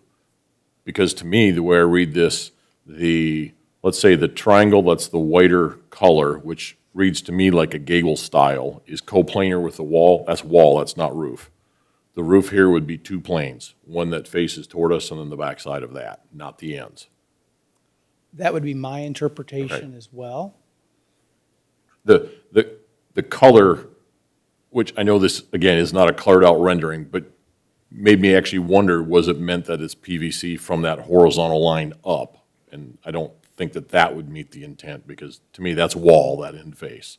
That would still meet the underlying zoning And material requirements. Yeah, I'll pose that question to our engineer as well when it came from the development, from a construction notion, whether they were intending to have that PVC go over, as you referred to, the triangle wall on the front. I'll get that answer for you as well. Thank you. And that is actually a vertical surface. That's not, in effect, a hipped roof with some angle on it. I don't believe so. I think The nature of the illustration is such that you almost could see those as maybe having a slight angle to them, making it a hip roof, in which case all of it would be. I started with that as my question, but then I looked at some of the other ones.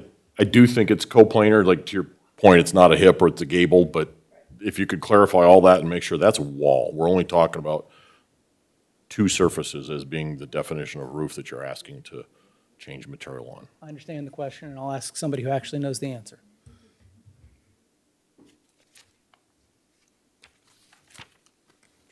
Clarify that? She was just wanting clarification. I think I heard an explanation as to why this was selected, because it had to do with light transmission, that you would have, obviously not at night, but during a lot of your daytime activities, You talk about the ability to have some natural light filtering through this? There are a number of different reasons. Our engineers have said this is the best product for this kind of use. We don't want to do a metal roof. No, I don't think anybody would want that. Doing a shingled roof, your ears would blow out with the echoing that's going on inside when we're playing volleyball. Yeah, it's got good energy savings within this particular location. Our engineers and the manufacturers are telling us that it's simple to clean. We'll see if that's in fact the case. So we think it's the best product for this particular kind of uses, which is why you see it at a lot of tennis facilities that have the similar kind of circumstance. You'll see it at NFL stadiums, you'll see it at airports, those kinds of structures like this where you've got people hitting balls around and being loud inside. Yeah. Yeah, so as Katie was saying, there is no translucency, there's no light that's coming in. Oh, okay. Thought you had indicated there was. Yeah. Right, and sports complexes, when you have that white roofing on the top, are just. Introduce yourself. Yep, no problem. They've just been shown to be the best. Address, please. Oh, my name's Katie Connor. Address. Thank you all for. Address. What's that? Address. Your address. Oh, my address, my home address. Whatever one you want to Business offer. address right now, where I be. Okay, 17341 Westfield Park Road, Westfield, Indiana. Yes. So it's just been, a lot of sports facilities around the country use that roofing for the internal light. It's just, the front and the back of the roofing is known to be, if you look at tennis facilities and other sports facilities, so. I don't know if that helps. If there's no other, Every time. all right, if there's no other comments, then I think we've I understand. exhausted our commentary. We'll look forward to seeing you back at a future meeting, having taken into consideration all of what we've commented on. I appreciate it. Thank you very much. Okay. We have one more public hearing item tonight. 2205-PUD-10, Chatham Hills PUD Amendment 9. And once again, final reminder, anybody that might be listening virtually, if you have a comment, planners@westfield.in.gov. Type quickly so that we will be able to keep the meeting moving. But let's start with the staff presentation. Yes, thank you. Good evening, members of the commission. For the record, Weston Rogers with the Community Development Department. The item being presented before you tonight is an amendment to the Chatham Hills PUD.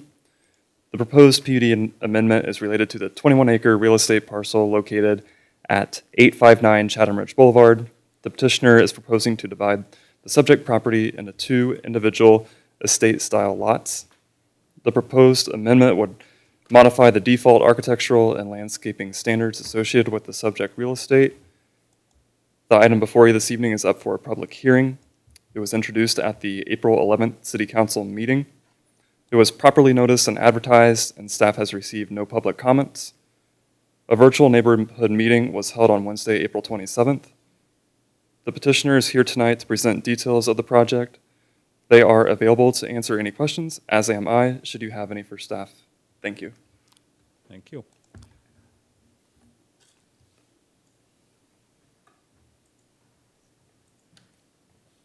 Good evening. My name is Kathleen Bowes. I'm an attorney with Church Hill and Antrim with offices located here at 116 North Union Street in Westfield. I'm joined by my colleague Matt Skelton and the architect of this project, David Roush. We're here tonight for the proposed amendment to the Chatham Hills PUD to permit the construction of 2 custom dwellings on a 21-acre site owned by our client, Tracy Haddad. The architecture of these homes varies from the default Chatham Hills architectural standards, which is the primary reason for this request. We're currently in the process of adding language to the PUD to address the expected building materials, and we're working directly with the architect on this piece, and we do anticipate to have that language the next time we're in front of the council. Additionally, some of the default perimeter landscaping standards are proposed to be modified to preserve the existing character of the real estate due to the unique size and style of that lot. We've worked closely with Chatham Hills during this process, and they're in favor of this amendment. The proposed home designs have also been approved by the neighborhood's Architectural Review Board as well. We're happy to respond with any questions that you may have. Thank you. Yeah. We will open a public hearing on this at 9:43 p.m. Are there any cards or emails? Nope, no cards or emails. Okay. We will wait until the internet tells us it's 9:45 p.m. to close the public hearing. So any virtual attendees, now is the time to type to planners@westfield.in.gov.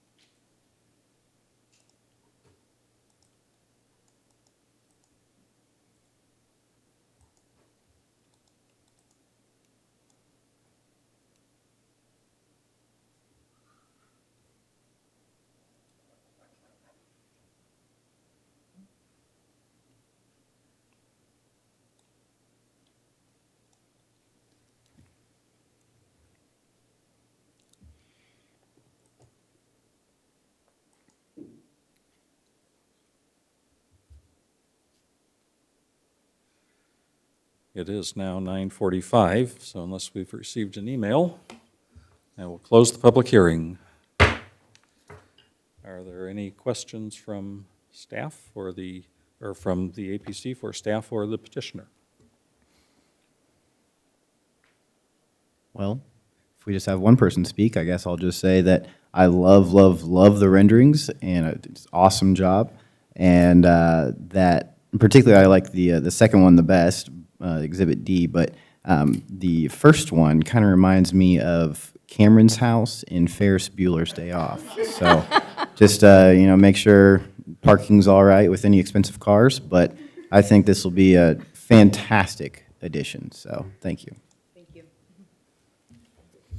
Any other commission comments? I will jump in and say I'm very pleased to see somebody building on large lots somewhere. I think it's great. I think the architecture is awesome. And I wish you didn't have to go through giving us building materials and everything. Really, on an AGSF1 lot, which is what these really are, we don't require anything like that. But I understand you're part of a PUD, so I think it's great. Thank you.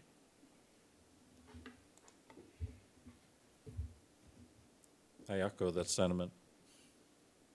If there's no other comments, then we'll look forward to having you back for a final visit and getting this done. All right. Thank you for your time. Okay, thank you.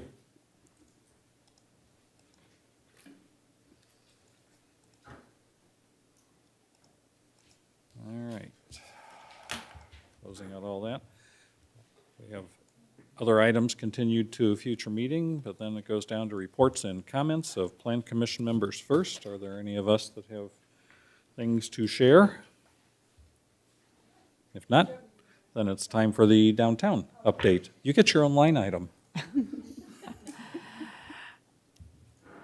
So we've had a great couple weeks, and I want to thank everyone on the Plan Commission that came to the night with the council and the Plan Commission, where we shared the concepts.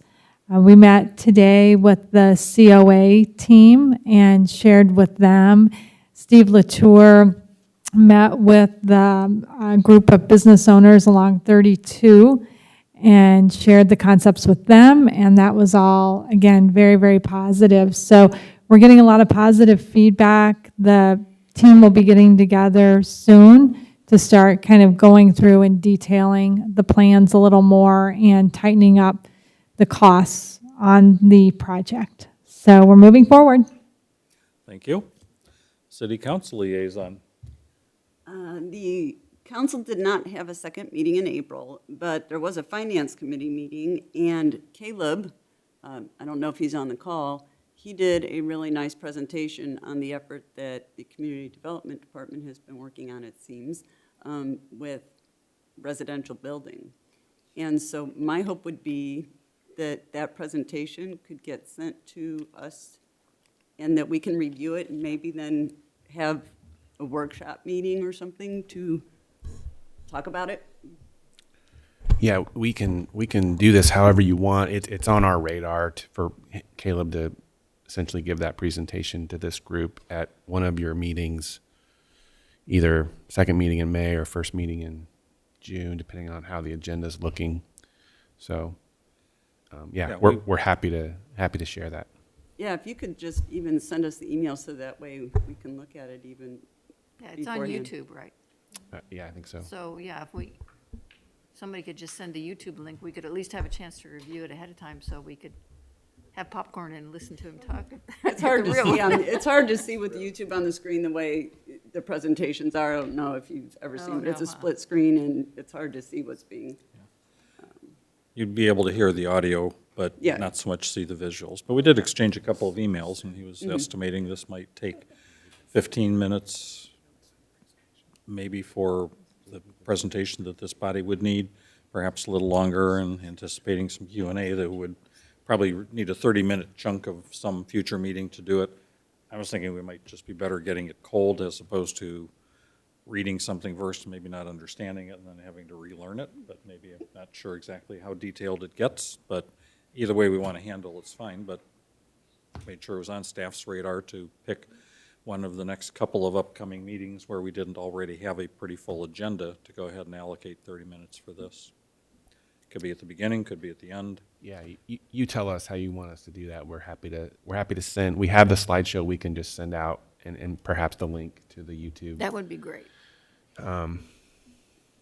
Which, yeah, and then we can just bring Caleb, make sure Caleb's at a meeting to be available for discussion or questions, maybe not go through it again. I don't know. However you guys want to do it.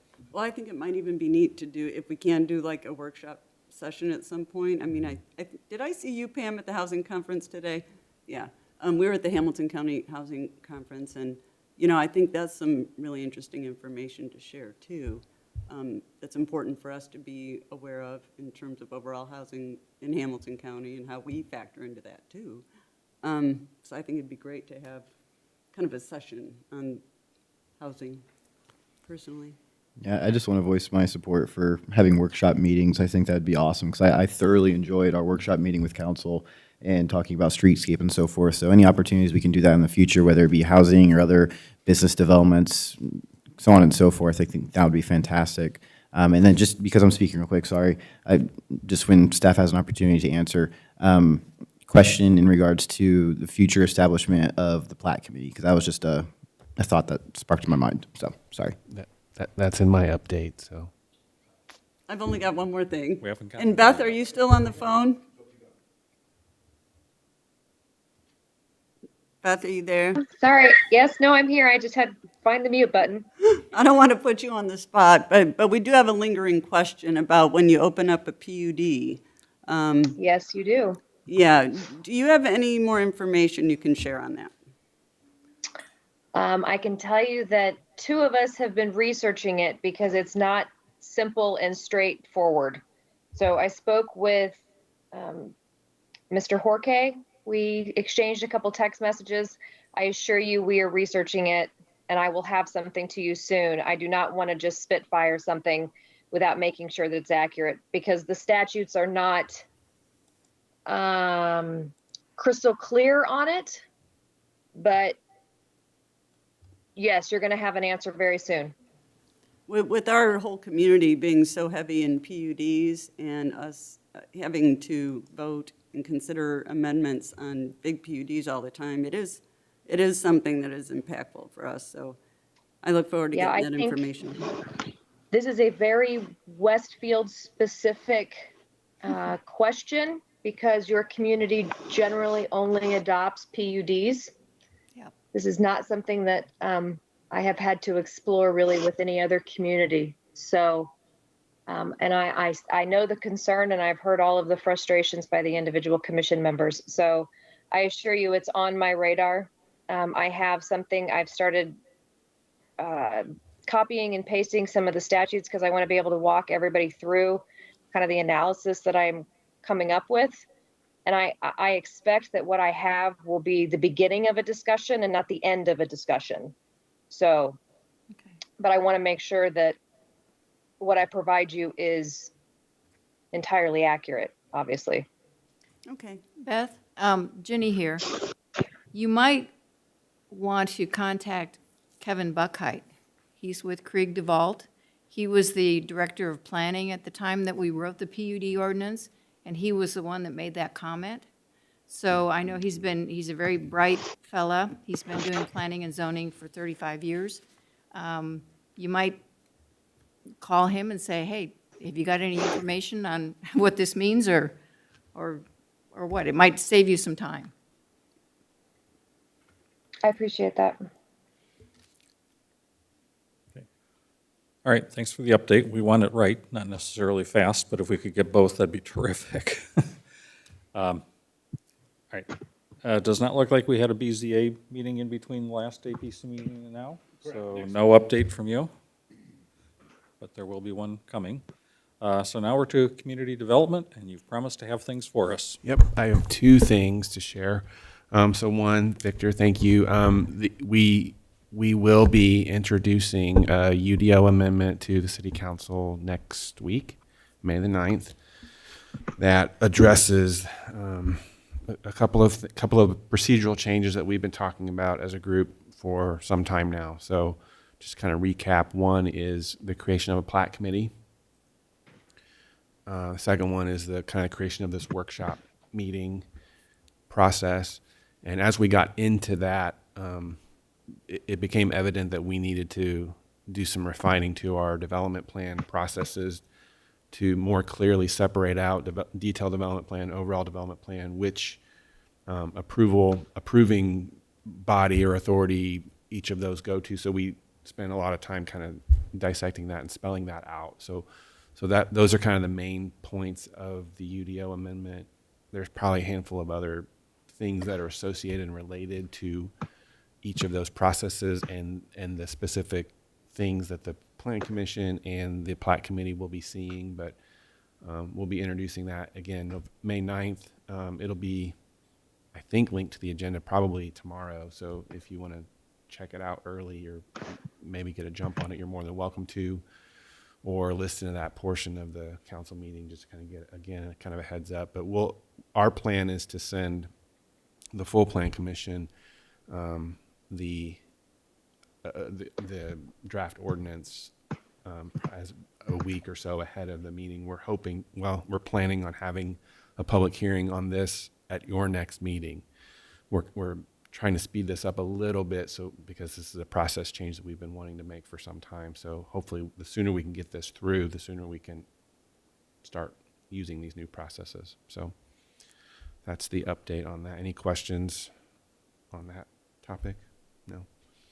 And then my last announcement here today is this is our last meeting with Rachel. She is moving back home to the Chicago area, and it's a good move for her. We are certainly sad to see her go. She's been a huge part of our team, but thank you, Rachel.